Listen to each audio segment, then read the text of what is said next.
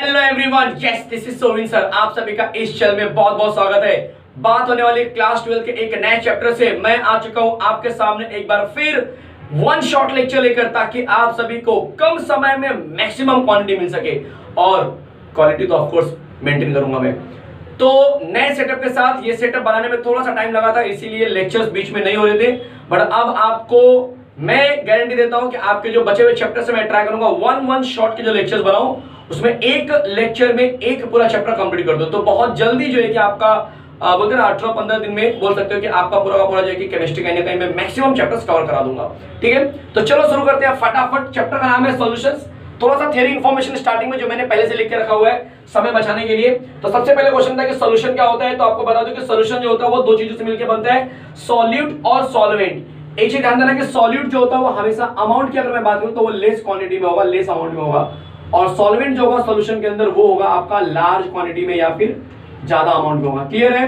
फिर type of solution की बात करेंगे तो ट्रिक आपको मैं बता दूं कि आप क्या करेंगे, एक साइड में सॉलिड लिखो, दूसरे साइड में सॉल्वेंट लिखो, और उसके बाद आप सॉलिड को 3 बार रिपीट करो, लिक्विड को 3 बार रिपीट करो और गैस को 3 बार रिपीट करो। उसके बाद आप हर एक लाइन के सामने solid liquid gas, solid liquid gas, solid liquid gas, solid liquid gas, इस तरह से क्या करेंगे अरेंज करते हुए चले जाओ, आपको पूरा का पूरा जो है आंसर मिल जाएगा, कोई टेंशन नहीं।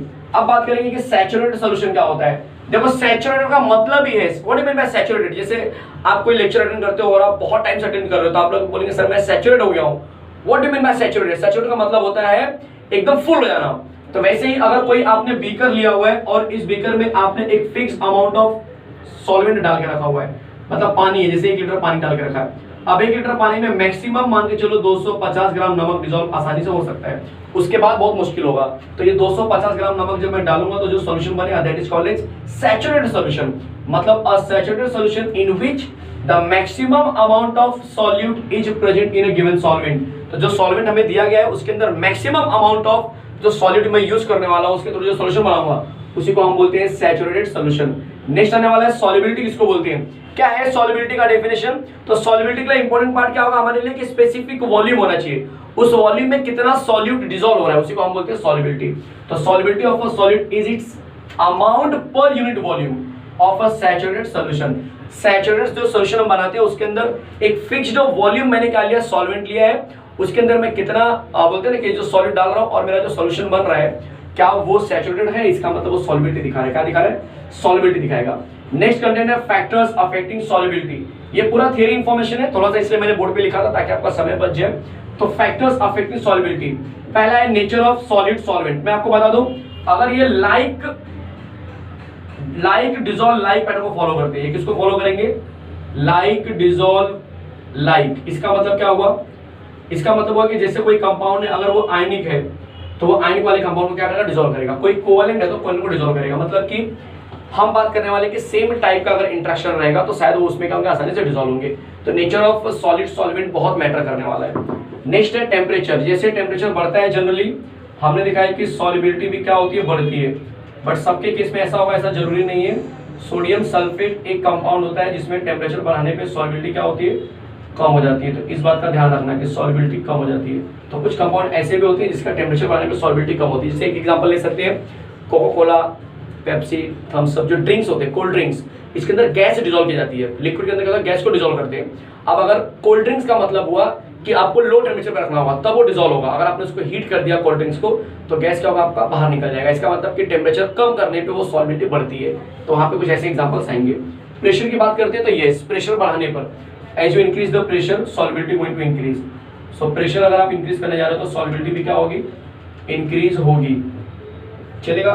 तो ये आपके लिए कहते हैं ना कि जो छोटा सा कंटेंट था थियोरेटिकल इंफॉर्मेशन का वो मैंने कंप्लीट किया। अब मैं बात करूंगा एक नए कंसेप्ट के, एक नए कंटेंट की जो होने वाला है बहुत इंपॉर्टेंट। तो यहाँ से अब कंटेंट होने वाला है, ये थोड़ा सा इंट्रोडक्शन जैसा पार्ट था जो थोड़ा सा माहौल बोलते हैं ना सेट किया आपने सोल्यूशन के बारे में। अब एक्चुअल में जो सोल्यूशन का कंसेप्चुअल पार्ट है वो यहाँ से शुरू होने जा रहा है जिसका कंटेंट होगा हेनरी लॉ। तो चलो शुरू करते हैं। चलिए तो शुरू करते हैं हेनरी लॉ। क्या था हेनरी लॉ, बहुत इजी हेनरी लॉ। देख लीजिए यहाँ पे हेनरी लॉ में बोला गया कि the solubility of a gas in a liquid, मतलब s, capital s, directly proportional to pressure of the gas. ध्यान से सुनो, the solubility of gas in a liquid, the solubility of gas in a liquid, मतलब अगर कोई gas है उसको मैं लिक्विड में डिसॉल्व कर रहा हूं तो जो उसकी सॉल्युबिलिटी होगी वो किसके ऊपर डिपेंड होगी कि मैं उस गैस के ऊपर कितना प्रेशर अप्लाई कर रहा हूं। चलेगा। इसको अगर मैं ब्रेक करूं थोड़ा सा तो प्रोपोर्शन जानेगा तो क्या आ जाएगा, कांस्टेंट के एच, हेनरी कांस्टेंट, ये इस तरह से आ जाएगा। अगर मैं इसको और मॉडिफाई करूं तो K H equal to S upon P, बहुत ही फेमस डेरिवेशन, 2 मार्क के लिए क्वेश्चन में आता है, इसके बेस पे न्यूमेरिकल्स भी आते हैं, बहुत स्ट्रेट फॉरवर्ड न्यूमेरिकल्स होगा, एस होगा, पी होगा, के एच निकालना होगा, या के एच होगा, पी होगा, एस निकालना होगा।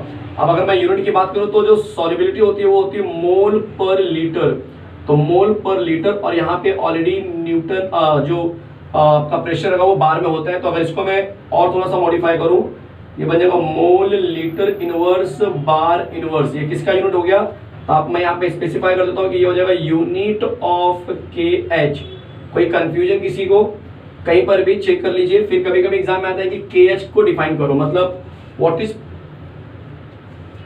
Henry constant, define Henry constant. तो आपको मैं बता दूं कि आप बोलेंगे if the pressure is 1 bar, if pressure is 1 bar then Henry constant becomes equal to its solubility, जो हेनरी कांस्टेंट है वो सॉल्युबिलिटी के बराबर हो जाता है। क्लियर है? तो ये डेफिनेशन आप लिख सकते हो। वापस से मैं रिपीट कर रहा हूं, आप बोलेंगे the Henry constant is equal to solubility of a gas in a liquid provided that the pressure applied on gas will be 1 bar. तो आप इस तरह से दिखा सकते हो। देख लो कितना प्यारा से 2 मार्क का बहुत कंफर्म क्वेश्चन है ये। जब भी बोर्ड एग्जाम में इस तरह के चैप्टर्स मतलब ये सॉल्यूशन चैप्टर्स आपको रहेगा तो याद रखना कि कंफर्म क्वेश्चन होगा, 99% के हेनरी लॉ पूछा जाएगा। ठीक है, चलो फटाफट जरा सेट कर लो माइंड में कैसे आप किया गया है, क्योंकि इसके बाद एक नया कॉन्सेप्ट लेकर आऊंगा मैं जिसका नाम है रॉल्स लॉ, वेपर प्रेशर। तो उसका जरा मैं थोड़ा सा बेसिक यहाँ पे बताऊंगा ताकि आपको थोड़ा बहुत समझ में आ जाए कि क्या है ये। तो नजरें बिल्कुल स्क्रीन की तरफ रखो, ध्यान देना। पहले ये थोड़ा सा मैं बेसिक बता रहा हूँ, रॉल्स लॉ के पहले थोड़ा सा बेसिक समझना है। ठीक है, क्या होता है, देखो होता क्या है कि अगर मैं कोई बीकर लेता हूँ जिसके अंदर मैंने क्या रखा है, सॉल्वेंट रखा हुआ है, ये मेरा प्योर सॉल्वेंट है, ध्यान देना ये मेरा प्योर सॉल्वेंट है। ठीक है, इसको मैंने 1 मान लिया, प्योर सॉल्वेंट 1 है मेरा। और ये एक और बीकर रखा है, इसके अंदर मैंने इस बार मैंने बीकर में सोल्यूशन लिया है।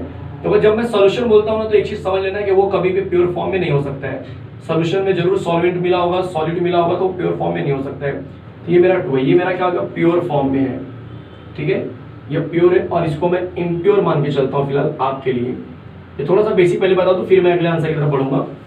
अब होता क्या कि अगर मैं दोनों को हीट करूं, दोनों सेम अमाउंट में, एग्जांपल के लिए अगर दोनों को मैं क्या करता हूं, बीकर दोनों को हीट करना स्टार्ट करता हूं और इसको मैंने कवर कर दिया है, तो मैं ये देखूं कौन ज्यादा प्रेशर क्रिएट करने वाला है, किसका प्रेशर ज्यादा होगा, कौन ज्यादा प्रेशर क्रिएट करेगा। तो आंसर आएगा ये 1 वाला, क्योंकि इसमें कोई भी एक्स्ट्रा सॉल्यूट नहीं है, कोई एक्स्ट्रा पार्टिकल्स नहीं है।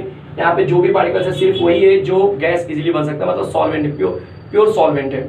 चलेगा। जबकि यहाँ पे क्या होगा, यहाँ पे इम्प्योरिटी भी ऐड हुई है, मतलब कोई दूसरा पार्टिकल्स भी मिला होगा। ऐसा हो सकता है कि सरफेस पे पूरे के पूरे वेपर बनने वाले पार्टिकल्स नहीं होंगे, कुछ ऐसे पार्टिकल्स होंगे जो वेपर नहीं बनेंगे, नॉन वोलेटाइल मैंने लिया हुआ है। ठीक है, इसमें इसके अंदर जो मैंने कंपाउंड डाला उसका नाम है नॉन वोलेटाइल। ठीक है, अब क्वेश्चन है कि सर इसका प्रेशर क्या होगा, तो याद रखना जो प्योर वाला होता है उसके प्रेशर को हम हमेशा दिखाते हैं इस तरह से, मतलब पहले इस सॉल्वेंट का जो प्रेशर होगा P1 नॉट, जहां कहीं पे भी नॉट आ गया समझ लेना कि वो प्योर वाला है। और इसकी अगर मैं बात करूं तो ये आ जाएगा तुम्हारा, अगर मैं 2 की टर्म में देखूं तो इसको P2x P2 नॉट बोलेंगे, मतलब ये प्योर वाले में ये x आप दिखाएंगे। x क्या है, अब यहाँ पे x1 x2 आ सकता है, नो डाउट। x का मतलब होता है मोल फ्रैक्शन, x क्या होता है, मोल फ्रैक्शन, मतलब कौन सी चीज कितनी टूट रही है उसके ऊपर डिपेंड करेगा इसका प्रेशर। जैसे इसके अंदर 2 चीज रहा होगा, ऑब्वियस इसके अंदर क्या रहा होगा, नमक और पानी, समझो सॉल्ट एंड वाटर ले लिया। सॉल्ट क्या होगा आपका, वैसे का वैसे रहेगा, तो सॉल्ट तो कोई गैस नहीं बनेगा, तो वाटर सिर्फ गैस बनेगा। तो मतलब यहाँ पे ये जो प्रेशर है वो क्या है तुम्हारा, मोलर फ्रैक्शन, मतलब कितना पानी टूट रहा है। यहाँ पे आप ये नहीं बोलेंगे कितना पानी टूट रहा है, यहाँ पे सब पानी टूटेगा। क्यों, क्योंकि सिर्फ पानी है तो सारा का सारा क्या होगा, गैस बनाएगा, मतलब यहाँ पे पूरा का पूरा होने वाला। बट यहाँ पे ऐसा नहीं है, यहाँ पे पूरा का पूरा नहीं बनाएगा, कुछ ऐसी जगह होगी जहाँ पे पानी ना होकर नमक होगा और नमक गैस में कन्वर्ट नहीं होगा। तो इसीलिए यहाँ पे हम क्या बोलते हैं, P2x P2 नॉट। मतलब ये थोड़ा सा बेसिक मैंने बताया, आप बस याद रखना कि हाँ प्योर कंपाउंड का जो प्रेशर होता है या प्योर सॉलिड का जो प्रेशर होता है वो ये होता है, मिक्सचर वाले का ये होता है, सिर्फ इतना याद रखना। तब इसके बेस पे मैं आगे सिखाऊंगा जिसका नाम है रॉल्स लॉ। तो everybody is ready for Rawls law, मुझे ऐसा लग रहा है। तो चलो स्टार्ट करते हैं अगला कंटेंट जिसका नाम है रॉल्स लॉ। आपके सामने इस समय आ चुका है रॉल्स लॉ। तो चलो शुरू करते हैं। रॉल्स लॉ कैसे हम डिस्कस करेंगे, बहुत इजी है, मैंने अभी आपको बताया था। अगर आप कोई सोल्यूशन लेते हो, मान के चलो कि मैंने सोल्यूशन लिया है A1 और A2, ध्यान से देखिए, A1 का जो मोल फ्रैक्शन होगा वो होगा X1 और इसका जो मोल फ्रैक्शन होगा वो होगा X2। कोई डाउट नहीं है, यहां पे मैंने लिया है सोल्यूशन, ये मैंने ले लिया है मोल फ्रैक्शन, तो बिल्कुल कंफ्यूजन नहीं आना चाहिए। और अगर मैंने सॉल्यूशन लिया तो कॉमन सी बात है कि A1 कभी प्योर नहीं हो सकता है, अगर मैंने सॉल्यूशन लिया तो A2 कभी प्योर नहीं होगा। इसीलिए इसका जो वेपर प्रेशर होगा वो बोलो क्या बन जाएगा, तो आप बोलेंगे कि sir X1 into P1 naught. ये कैसे पता चला हमें, क्योंकि मैंने बोला था कि जो पहला सॉल्यूशन होगा अगर वो सॉल्यूशन है तो कॉमन सी बात है सॉलिड और सॉल्वेंट से मिलकर बना होगा। अभी मैंने आपको बेसिक में बताया कि जो प्योर होते हैं उनमें सिर्फ P1 नॉट आता है, लेकिन जो प्योर नहीं होते उनमें उनका मोल फ्रैक्शन भी यूज हो जाता है। तो यहाँ पे क्या होगा बोलो जरा, vapour pressure P2 equal to आप बोलेंगे X2 P2 नॉट होता है। कोई डाउट है किसी को, कहीं पर भी लिखना कुछ नहीं है, बहुत प्यारा सा लिख रहा होगा आपको। Consider two solution A1 and A2 having mole fraction X1 and X2 and the vapour pressure for P1 is this and vapour pressure of P2 for this. तो हम बोलते हैं कि जो अकॉर्डिंग टू डाल्टन्स थियरी जो total pressure होगा, total partial pressure कितना होगा, तो आप बोलेंगे total partial pressure will be P equal to P1 plus P2। सही बात है, P1 कितना है तो आप बोलेंगे X1 P1 नॉट है, P2 कितना है तो आप बोलेंगे X2 P2 नॉट है। अब आपको मैं बता दूं थोड़ा सा मोल फ्रैक्शन के बारे में कि मोल फ्रैक्शन जो होता है वो कुछ इस तरह से होता है, X1 plus X2 equal to 1 होता है। ये मोल फ्रैक्शन का फॉर्मूला है जो क्लास 11th में दिया गया था, चैप्टर नंबर 2 में, जाके देख लीजिए। तो अगर मोल फ्रैक्शन इक्वल टू ये होता है तो मैं यहाँ पे यूज कर सकता हूँ, इसको मैं चाहिए तो इक्वेशन 1 दे देता हूँ और यहाँ पे लिखता हूँ कि since X1 plus X2 equal to 1 होता है, इसका मतलब X1 इक्वल टू मेरा यहाँ पे क्या हो जाएगा 1 माइनस X2 हो जाएगा।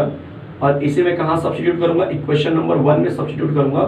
तो मेरा P इक्वल टू X1 के मैं लिखूंगा 1 minus X2 P1 not plus X2 P2 not, मैंने वैसे का वैसे रखा हुआ है। ब्रैकेट ओपन कर दूं मैं, तब ये बन जाएगा P1 naught minus X2 P1 not plus X2 P2 not. चलेगा। और क्या कर सकते हैं हम लोग, जरा देख लो यहाँ पे। तो मैं जरा थोड़ा सा और मॉडिफाई कर देता हूँ ताकि चीजें और थोड़ी सी क्लियर हो जाए। यहाँ पे दिख रहा है मुझे P1 कॉमन दिख रहा है, सॉरी अभी लेने की जरूरत नहीं, X कॉमन दिख रहा है, सॉरी, तो मैं वो कर सकता हूँ। तभी फिलहाल मैं क्या करता हूँ, थोड़ा सा मॉडिफाई कर देता हूँ। तो मैंने मॉडिफाई किया P1 नॉट ये लिया, फिर इसको लिखता हूँ, तो ये क्या है X2 P2 नॉट है, फिर ये है X2 P1 नॉट। अब मैंने क्या किया P1 not plus X2 common ले लिया, अंदर बन जाएगा P2 not minus P1 naught. ये मेरा टोटल प्रेशर का फॉर्मूला आ गया। कोई डाउट है किसी को, कहीं पर भी सिंपल एकदम, कोई कंफ्यूजन नहीं। बस तुम्हारे लिए शायद ये नया कंसेप्ट है, बट ये याद रखना मोल फ्रैक्शन का फॉर्मूला है। X1 प्लस X2 हमेशा 1 होता है, यूनिटी बोलते हैं उसको। चलेगा। अब क्वेश्चन है कि इसका ग्राफ कैसे बनाएंगे, क्योंकि रॉल्स लॉ में सिर्फ इतना ही नहीं बताना तुम्हें, डेफिनेशन के बाद ग्राफ बताना। बहुत सारे बोले सर इसका रॉल्स लॉ का स्टेटमेंट मुझे नहीं समझा। अरे भाई यही रॉल्स लॉ का स्टेटमेंट है, इसको या फिर इसको आप रॉल्स लॉ का स्टेटमेंट बोलते हैं। ये क्या है, mole fraction multiplied by vapour pressure of that compound. चलेगा। तो Rawls law states that the partial vapour pressure मतलब P1 of any volatile component जो होगा सॉल्यूशन को किसके बराबर होगा, vapour pressure of the pure component मतलब P1 नॉट प्योर हो गया multiplied by it's mole fraction मतलब X हो गया। क्लियर है, अभी हर एक चीज क्लियर हो रही है सबको। चलो अब आते हैं कि इसका ग्राफ कैसे बनता होगा या कैसे बनाएंगे। बहुत लोग कंफ्यूज है किसी ग्राफ के टर्म में, दिखाता हूं मैं आपको ग्राफ कितना इजी है, देख लीजिए। ये इसका ग्राफ कुछ इस तरह से बनेगा, थोड़ा सा अजीबोगरीब नेचर है इसका ग्राफ का। यहाँ पे मैं क्या लेता हूँ, यहाँ पे मैं वेपर प्रेशर ले लेता हूँ कि ये वेपर प्रेशर दिखाएंगे, और यहाँ पे ले लेता हूँ मैं मोल फ्रैक्शन। चलेगा। तो यहाँ पे मैंने ले लिया है मोल फ्रैक्शन। अब मैं कंसीडर कर रहा हूँ इस सिचुएशन पे कि मान के चलो कि एक बार मेरा x इक्वल टू 1 हुआ, x इक्वल टू 0 हुआ। अब आप बोलेंगे सर ये क्या है, सॉरी मैंने मान के चला कि एक बार x1 इक्वल टू 1 है और x2 इक्वल टू 0 है। अब ये है क्या, देखो होता क्या है कि जब आप कोई सोल्यूशन लेते हो, ये आपने क्या लिया है, एक सोल्यूशन लिया, यहाँ पे भी एक सोल्यूशन लिया है, मान के चलो दोनों को आपने मिक्स कर दिया। तो मिक्स करेंगे तो क्या होगा, मिक्स करके आप ग्राफ बना रहे हो, दोनों का ग्राफ बनाना है, हमें दोनों का बनाना है एक ही साथ में।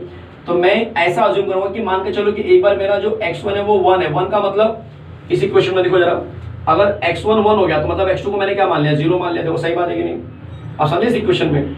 और ये काम यहाँ पे कर दो, मान के चलो कि मेरा x2 x2 1 है और x1 कितना है 0 है, वही चीज वापस हो गया। अगर x2 1 हो जाएगा तो x1 0 हो जाएगा। अगर मैं बोलूंगा x1 है मेरा, इसका मतलब इस मोल फ्रैक्शन में 2 जो है बिल्कुल टूटेगा ही नहीं, 2 नहीं टूट रहा है। x1 का मतलब पूरा का पूरा टूटने का अमाउंट कौन दिखाएगा, सिर्फ x1 दिखाएगा। तो इसका मतलब कि इसके थ्रू जो वेपर प्रेशर मिलेगा वो एकदम ज्यादा मिलेगा। तो ये मेरा हो गया P1, ये क्या हो गया मेरा यहाँ पे P1 हो गया। समझ में आया सबको? बोलो ये क्या हो गया, P1 हो गया। तो जब x1 1 होता है तो प्रेशर एकदम हाईएस्ट होगा।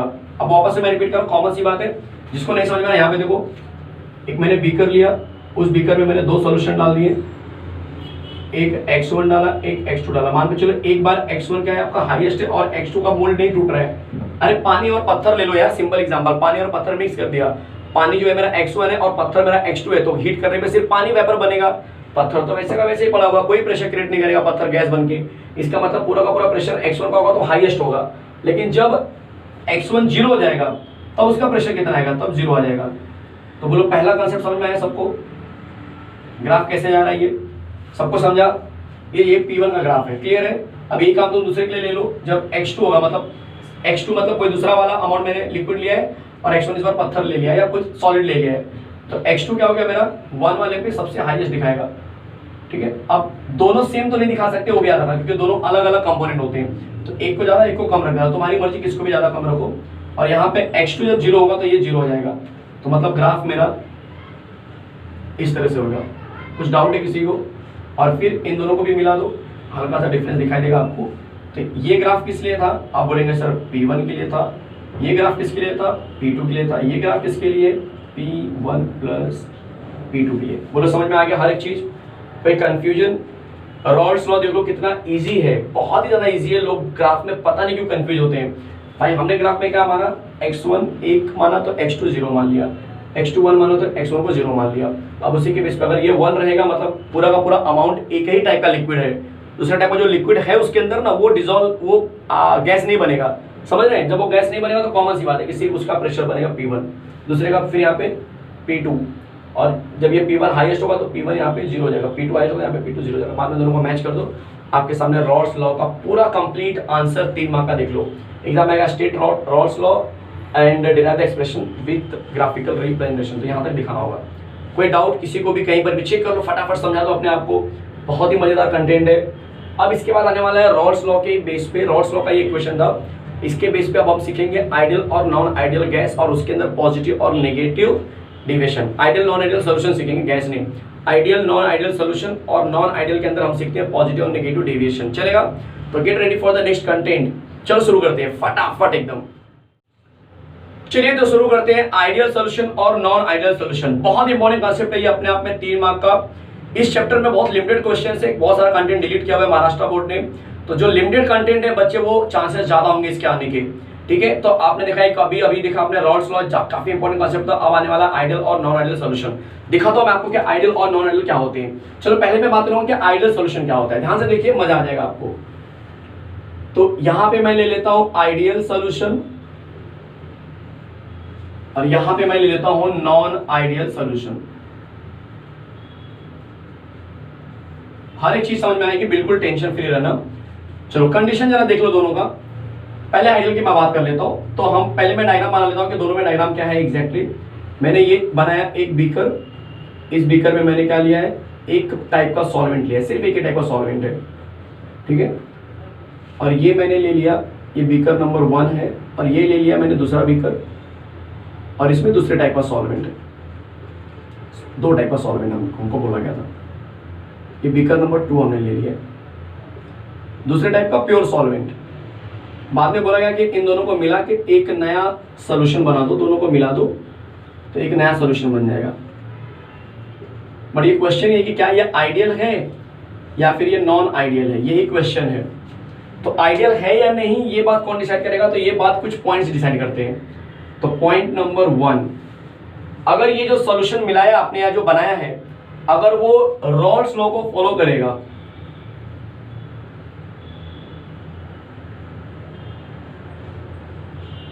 तब तो वो आइडियल होगा। मतलब पॉइंट नंबर 1 आइडियल सॉल्यूशन में क्या बोलेंगे, ideal solution obeys Rawls law, बस इतना ही बोलना है, तब वो आइडियल होगा।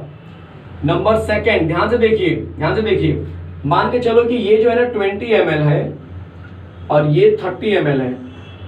जब दोनों को मिलाए ना तो मुझे कितना मिला, अब बोले सर पूछना क्या है, 50 ml ही मिलेगा, 50 ml मिला। तो क्या मैं ऐसे बोल सकता हूँ कि चेंज इन वॉल्यूम कुछ नहीं हुआ, मतलब यहाँ पे फाइनल मेरा जो आ रहा है वो इनिशियल के ही बराबर आ रहा है, मतलब कि delta we change in volume इसको हम बोलते हैं, बिल्कुल भी बोलते हैं ना कुछ नहीं, मतलब जीरो के बराबर है। वापस से देख लो, 50 minus 20 plus 30 change in volume कुछ नहीं है, देखो ना जीरो आ गया। पॉइंट नंबर थर्ड, इसकी अपनी खुद की एक एनर्जी होगी, इसकी खुद की एक एनर्जी होगी। जब ये बने होंगे तो मान के चलो इसकी एनर्जी जो है वो अगेन मैं 20 जूल ले रहा हूँ और इसकी एनर्जी भी कितनी होगी, 30 जूल है समझो। तो जब इन दोनों को मैंने आपस में मिलाया तब ये कंपाउंड इतना स्टेबल हो गया कि ये 50 जूल एनर्जी रिलीज कर रहा है, मतलब जितना आपने स्टार्टिंग में यूज किया था वो पूरा का पूरा क्या हो गया, इवॉल्व, बाहर निकल गया। तो चेंज इन एंथैल्पी भी कितना हो रहा है इसके अंदर, there is no change in enthalpy, change in enthalpy भी कितना हो रहा है, जीरो हो रहा है। हर चीज समझ में आ रही है। अरे इसको बनाते समय जब ये सोल्यूशन बना होगा तो ऑब्वियसली इसको हीट वीट देके हमने बनाया होगा, तो इसको 20 जूल एनर्जी लगी होगी बनाते समय, इसको 30 लगी होगी, और बट अभी जब मैं दोनों को मिला रहा हूं तो 50 जूल एनर्जी रिलीज हो रही है, उतना हीट अमाउंट रिलीज हो रहा है, मतलब कहीं ना कहीं चेंज इन एंथैल्पी बैलेंस हो गया। नो इवॉल्व्ड नो एब्जॉर्ब, कोई एब्जॉर्ब नहीं किया, किसी ने इवॉल्व नहीं किया। पॉइंट नंबर 4, इसमें मान के चलो ए है और ये बी है, इसमें जो अट्रैक्शन होगा वो ए का अट्रैक्शन होगा, सही बात है।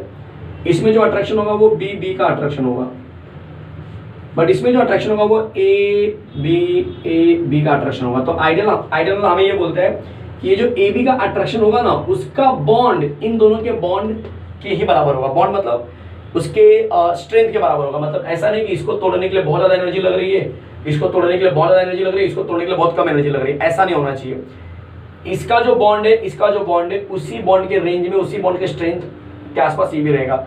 मतलब आप बोल सकते हो कि जो सोल्यूशन वाला मिलेगा और इन दोनों का जो मिलेगा वो कंपेरेबल होने वाला है। तो आप बोल सकते हो कि जो सोल्यूशन का बॉन्ड है, सोल्यूशंस बॉन्ड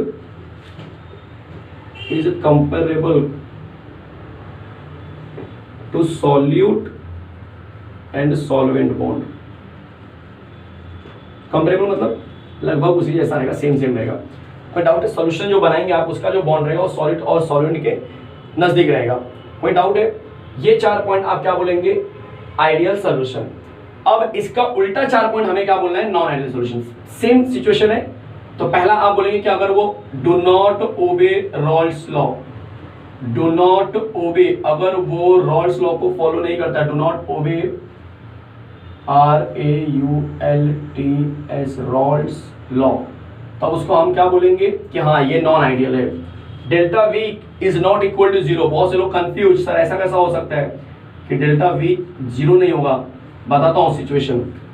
मान के चलो ए और बी को आपने मिलाया, अब ए 20 ml था, बी 30 ml था, लेकिन जब ए और बी मिलाया तो उनके बीच में इंटरेक्शन बहुत ज्यादा हो गया, मतलब एक दूसरे को बहुत ही बोलते हैं ना इंटरेक्ट करते हैं एक दूसरे की तरफ, अट्रैक्शन बहुत ज्यादा है। तो जब अट्रैक्शन ज्यादा होगा तो ये 50 ml नहीं होगा, तब ये कम होकर 40 ml भी हो सकता है, क्योंकि जब कम कवर करेंगे वो चिपक जाएंगे एक दूसरे में, क्योंकि दोनों अपोजिट चार्जेस वाले समझो सॉल्यूशन रहे होंगे, सॉल्वेंट रहे होंगे। ऐसा हो सकता है कि नहीं, इसका मतलब कि नॉन आइडियल वाले में वो जीरो तो नहीं होगा, कंफर्म है, या तो ज्यादा भी हो सकता है। जैसे ए और बी एक दूसरे को क्या करते हैं, रिपेल करते हैं, ऐसे सॉल्यूशन को मैंने मिला दिया तो एक दूसरे से दूर भागेंगे और स्पेस क्या करेंगे, ज्यादा कवर करेंगे, इसलिए क्या होगा, ये डेल्टा वी जो है जीरो के बराबर नहीं होगा।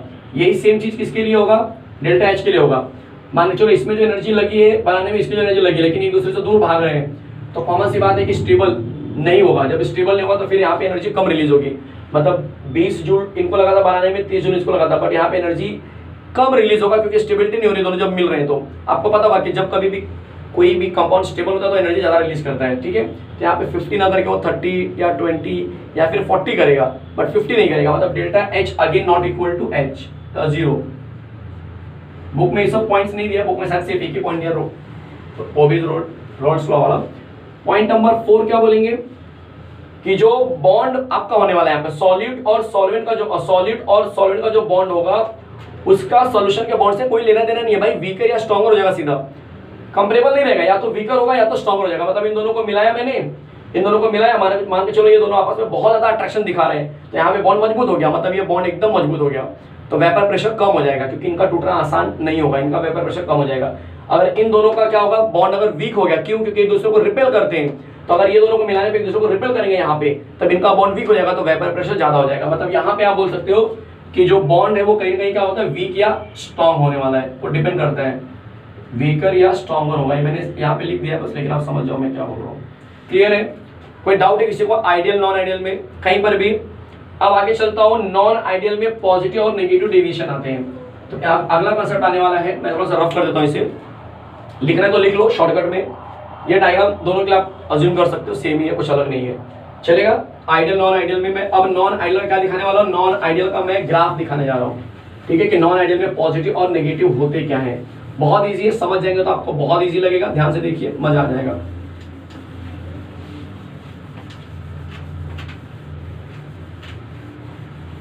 चलो स्टार्ट करते हैं।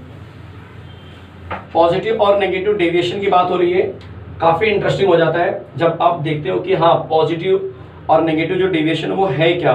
चलो समझाता हूं मैं आपको। देखो जैसे आपने बोला पॉजिटिव, आपके दिमाग में चलना चाहिए कुछ कि यार ये पॉजिटिव का मतलब क्या है। देख लो, ग्राफ के थ्रू समझाऊंगा तो ज्यादा क्लियर होगा।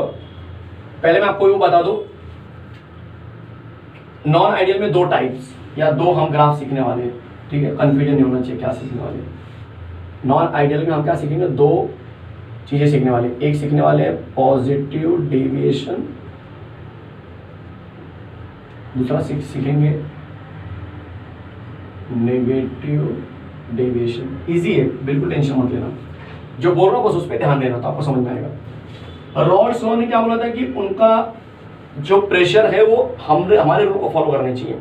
बट पॉजिटिव डेविएशन में क्या हुआ, जब मैंने सोल्यूशन मिलाया, मान के चलो जब मैंने सोल्यूशन मिलाया, तब सॉल्यूट और सॉल्वेंट का जो बॉन्ड है, सॉलिड सॉल्वेंट बॉन्ड्स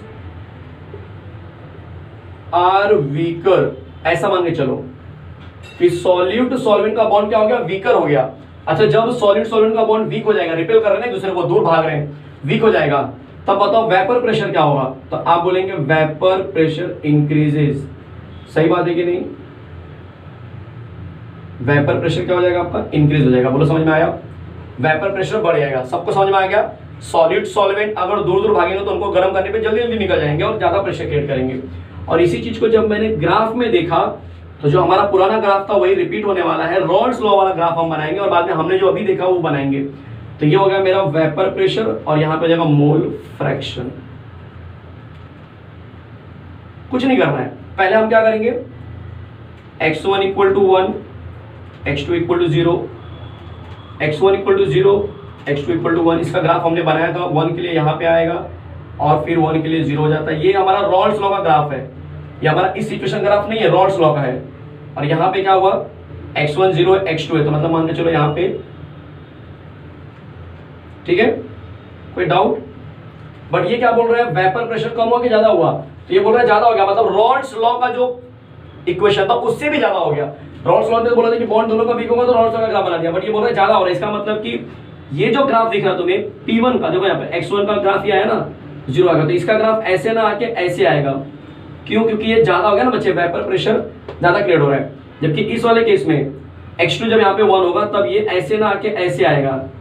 समझ में आया? और इसके पहले क्या था, इसके पहले ये इस तरह से था, लेकिन ये ऐसे ना आके कैसे आएगा, ऐसे आएगा। ज्यादा मतलब सब कुछ बढ़ गया, सब कुछ बढ़ गया। यहाँ पे P1 है, यहाँ पे P2 है, इसको हम P1 प्लस P2 बोलेंगे। बोलो पॉजिटिव डेविएशन समझ में आया? पॉजिटिव मतलब बड़ा, ये पॉजिटिव डेविएशन सबको समझ में आ गया कैसे हो रहा है। पॉजिटिव ऐसा ग्राफ कैसे बन रहा है, एकदम अजीबोगरीब नेचर वाला ग्राफ कैसे बन रहा है। बेहोश मत होना भाई, बहुत मजेदार कंसेप्ट है। नेगेटिव डेविएशन में क्या होगा, नेगेटिव डेविएशन में तब हो सकता है कि ग्राफ आपका नीचे की तरफ तब जाएगा जब solute solvent bonds are stronger. मान के चलो कि इनके बीच का बॉन्ड एकदम मजबूत हो गया बच्चे। अब जब बॉन्ड मजबूत होगा तो बोलो वेपर प्रेशर क्या होगा, बहुत ही कम हो जाएगा। तो वेपर प्रेशर जो होगा वो क्या होगा, वेपर प्रेशर डिक्रीजेस, चलेगा। तो इनका जो ग्राफ बनेगा, देख लो ग्राफ कैसा बनेगा, देख लो, दिखाई दे रहा है सबको अच्छे से।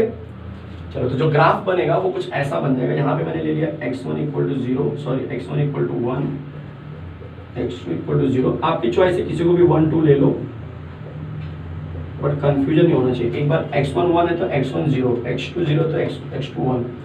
ये है वेपर प्रेशर और ये है मोल फ्रैक्शन। कंसेप्ट से डील हो रहा है, कोई टेंशन मत लेना एकदम। लाइन थोड़ा लाइट हो गया, मैं जरा डार्क कर देता हूँ, ठीक है। किसी को कोई डाउट नहीं है। अब इसका भी रॉल्स लॉ का पहले प्रेशर जैसा था वैसे बना दो। ये रॉल्स लॉ का है, ये रॉल्स लॉ का है, ये P1 है, ये P2 के लिए मिलता है। ये P1 जब ज़्यादा होता है तो यहाँ पे आके कम हो जाता है। ये P2 देखो यहाँ पे सबसे कम है ना, P2 देखो X2 कम है और यहाँ पे X2 क्या है, ज़्यादा है। क्लियर है। ये क्या था, ये रॉल्स लॉ के हिसाब से प्रेशर था, बट हमें पता है कि यहाँ पे प्रेशर का क्या हो गया, कम हो गया, रॉल्स लॉ से कम हो जाता है। कम का मतलब ये नीचे से जाएगा, नेगेटिव डेविएशन, ये भी नीचे से जाएगा, और उसके बाद जब इन दोनों को हम मिलाएंगे तो वो भी क्या होगा, इस तरह से नीचे से जाएगा। तो ये P1 प्लस P2 और ये P1 P2, चेक कर लो, ये नेगेटिव डेविएशन। सबको समझा, नेगेटिव मतलब नीचे से। भाई ये जो मेन ग्राफ है ना, ऐसा जाना चाहिए था रॉल्स लॉ के हिसाब से, बट ये नेगेटिव, वेपर प्रेशर कम हो गया तो नीचे आ गया। ऐसा जाना चाहिए था बट नीचे आ गया, और ऐसा टोटल होना चाहिए बट नीचे आ गया, नेगेटिव डेविएशन। चेक कर लो, बहुत ही इंपॉर्टेंट कंसेप्ट है ये। और ये सीखने के बाद बहुत सारे बच्चे, मतलब मेरे ख्याल से आप कंफर्टेबल हो जाएंगे कि हाँ ये कितना ईजी कंसेप्ट था, जो हम अननेसेसरी बोलते हैं ना, कंसेप्ट को बहुत डेंजर बना के या फिर बहुत हार्ड समझ के छोड़ देते हैं। लेकिन देखो कितना इजी कंसेप्ट है। चलेगा, कोई डाउट है किसी को भी? सबने कॉपी कर लिया होगा मुझे ऐसा लग रहा है। तो जो डेविएशन का कंसेप्ट आपने सीखा अभी अभी, इस तरह से हमारा जो सॉल्यूशन चैप्टर का जो फर्स्ट हाफ कंसेप्ट है वो खत्म हो गया। अब आएगा कॉलिगेटिव प्रॉपर्टी वाला, जो मैं आपको लेके चलता हूँ एक नए बोलते हैं ना अंदाज में, एक नए पैटर्न में। तो कॉलिगेटिव क्या होता है पहले जरा वो समझ लो। किसको हम कॉलिगेटिव बोलते हैं? कॉलिगेटिव का मतलब होता है कलेक्शन, ठीक है। तो अब क्वेश्चन है कि कलेक्शन क्या है सर? कलेक्शन का मतलब क्या होता है? कलेक्ट करना क्या होता है? मतलब कि अगर कोई भी प्रॉपर्टी है, जैसे कि मेल्टिंग पॉइंट है, बॉइलिंग पॉइंट है, या फिर फ्रीजिंग पॉइंट है, या वेपर प्रेशर है, अगर ये सारी प्रॉपर्टी किसी सॉल्यूट के नंबर के ऊपर डिपेंड हो गया, उसके मोल के ऊपर डिपेंड हो गया, तब उस प्रॉपर्टी को हम बोलेंगे ये कॉलिगेटिव प्रॉपर्टी। उसके नेचर के ऊपर नहीं, सॉलिड है, लिक्विड है, गैस है, कहाँ रखा है, किस कलर का है, उसके ऊपर नहीं, उसके नंबर के ऊपर अगर डिपेंड होगा तो that is called as colligative property, ठीक है। तो चलो शुरू करते हैं कॉलिगेटिव प्रॉपर्टी का अगला कंसेप्ट। देखिए तो नेक्स्ट जो कंटेंट आने वाला है वो है वेपर प्रेशर लोअरिंग। अब ये है क्या वेपर प्रेशर लोअरिंग? बहुत इजी है, देख लीजिए। अगर मैं बोलूं आपको कि मैंने एक बीकर लिया हुआ है, ठीक है, ध्यान से देखिए, आपको समझ में आ जाएगा हर एक चीज।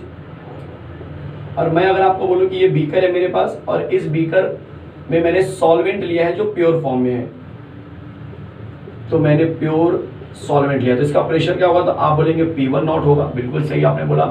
और अगर आपने इसमें मिक्सचर डाल दिया तो ये मेरा P1 equal to P1 not हो जाएगा, चलेगा।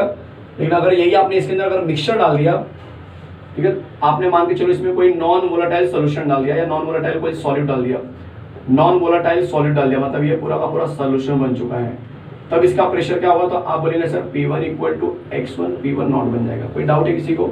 और अगर मैं आपसे पूछूं कि कौन ज्यादा वेपर प्रेशर क्रिएट करेगा, तो हमेशा रहना कि जो प्योर वाला होता है वो ज्यादा क्रिएट करता है, क्योंकि इसके अंदर वो सॉल्यूट जो है यहाँ पे आके जमा होगा कहीं ना कहीं, और वो गैस बनने से रोकेगा, लिक्विड को गैस बनने से रोकेगा। तो क्या आप वेपर प्रेशर लोअरिंग में इस इंफॉर्मेशन में ये लिख सकते हैं कि जो P1 होता है, P1 नॉट मैं बोलूंगा, वो मेरा जो होता है सोल्यूशन का जो प्योर वाले का मैंने क्या माना है? P1 नॉट माना है, और जो नॉर्मल सोल्यूशन का क्या माना है? मैंने P माना हुआ है, ठीक है। तो कंफ्यूजन नहीं। तो P1 नॉट माइनस P1, ये मुझे क्या दिखाएगा? ये मुझे दिखाएगा चेंज इन प्रेशर। बोलो समझ में आया? बस इसी को बोलते हैं वेपर प्रेशर लोअरिंग। मतलब डिफरेंस आपको निकालना है कि जो प्योर वाला सॉल्वेंट है माइनस जो आपका सॉल्यूशन है, दोनों के बीच का जो प्रेशर डिफरेंस आएगा that is called as delta P, change in pressure. कोई डाउट है किसी को? अब इसी चीज को मैं क्या करूंगा? रॉल्स लॉ के हिसाब से चेक करेंगे हम लोग। तो रॉल्स लॉ क्या बोलते हैं देखो जरा, इसी को मैं रॉल्स लॉ के हिसाब से, तो अकॉर्डिंग टू रॉल्स लॉ,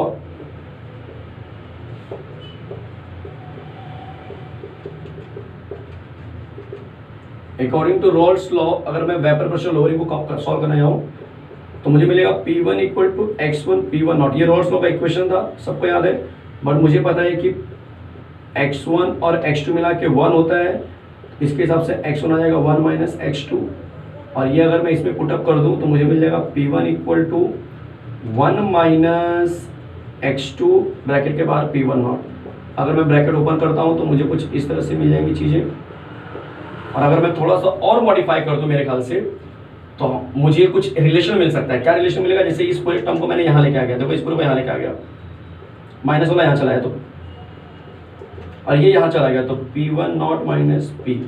अब जरा चेक करो, तो मुझे लग रहा है P1 नॉट माइनस P क्या होता है? आप बोलेंगे डेल्टा पी होता है सर, एग्जैक्टली मैं इसी की बात कर रहा था। तो बताओ P1 नॉट का एक नया फॉर्मूला क्या आ गया, डेल्टा पी अपॉन x2, या फिर आप डेल्टा पी के अगर आप डेटा रखते हैं तो बनेगा P1 naught minus P1 upon x2। ये P1 नॉट का एक नया फॉर्मूला आ चुका है। डेल्टा पी का मतलब है चेंज इन प्रेशर और x2 का मतलब है मोल फ्रैक्शन। और ध्यान देना यहाँ पे हमने ये प्रूफ कर दिया कि जो प्रेशर होता है हमारा किसी भी सॉल्वेंट का, प्योर सॉल्वेंट का, वो मोल फ्रैक्शन के ऊपर डिपेंड होता है। Hence vapour pressure is a colligative property, colligative property. बोलो समझ में आया, बोलो समझ में आया सबको कैसे किया मैंने। वापस से रिपीट कर रहा हूँ, वेपर प्रेशर लोअरिंग का होता है तो बस तुम्हें दिखाना है कि एक आपने प्योर सॉल्वेंट है जिसका प्रेशर P1 होता है, P1 नॉट होता है, और एक सॉल्यूशन है जिसका प्रेशर P1 होता है। तो there is a change in pressure. आप लिखते समय बोल सकते हैं कि प्योर सॉल्वेंट जो होता है वो जल्दी से बोलते हैं ना गैस में कन्वर्ट होगा और ज़्यादा वेपर प्रेशर क्रिएट करेगा, जबकि P1 जो होगा जिसको हम यहाँ पे सॉल्यूशन ले रहे हैं वो लेट होगा, क्योंकि सॉल्यूशन में सॉलिड भी मिला होता है जो गैस में नहीं कन्वर्ट होता है, इसीलिए इसका वेपर प्रेशर कम होगा।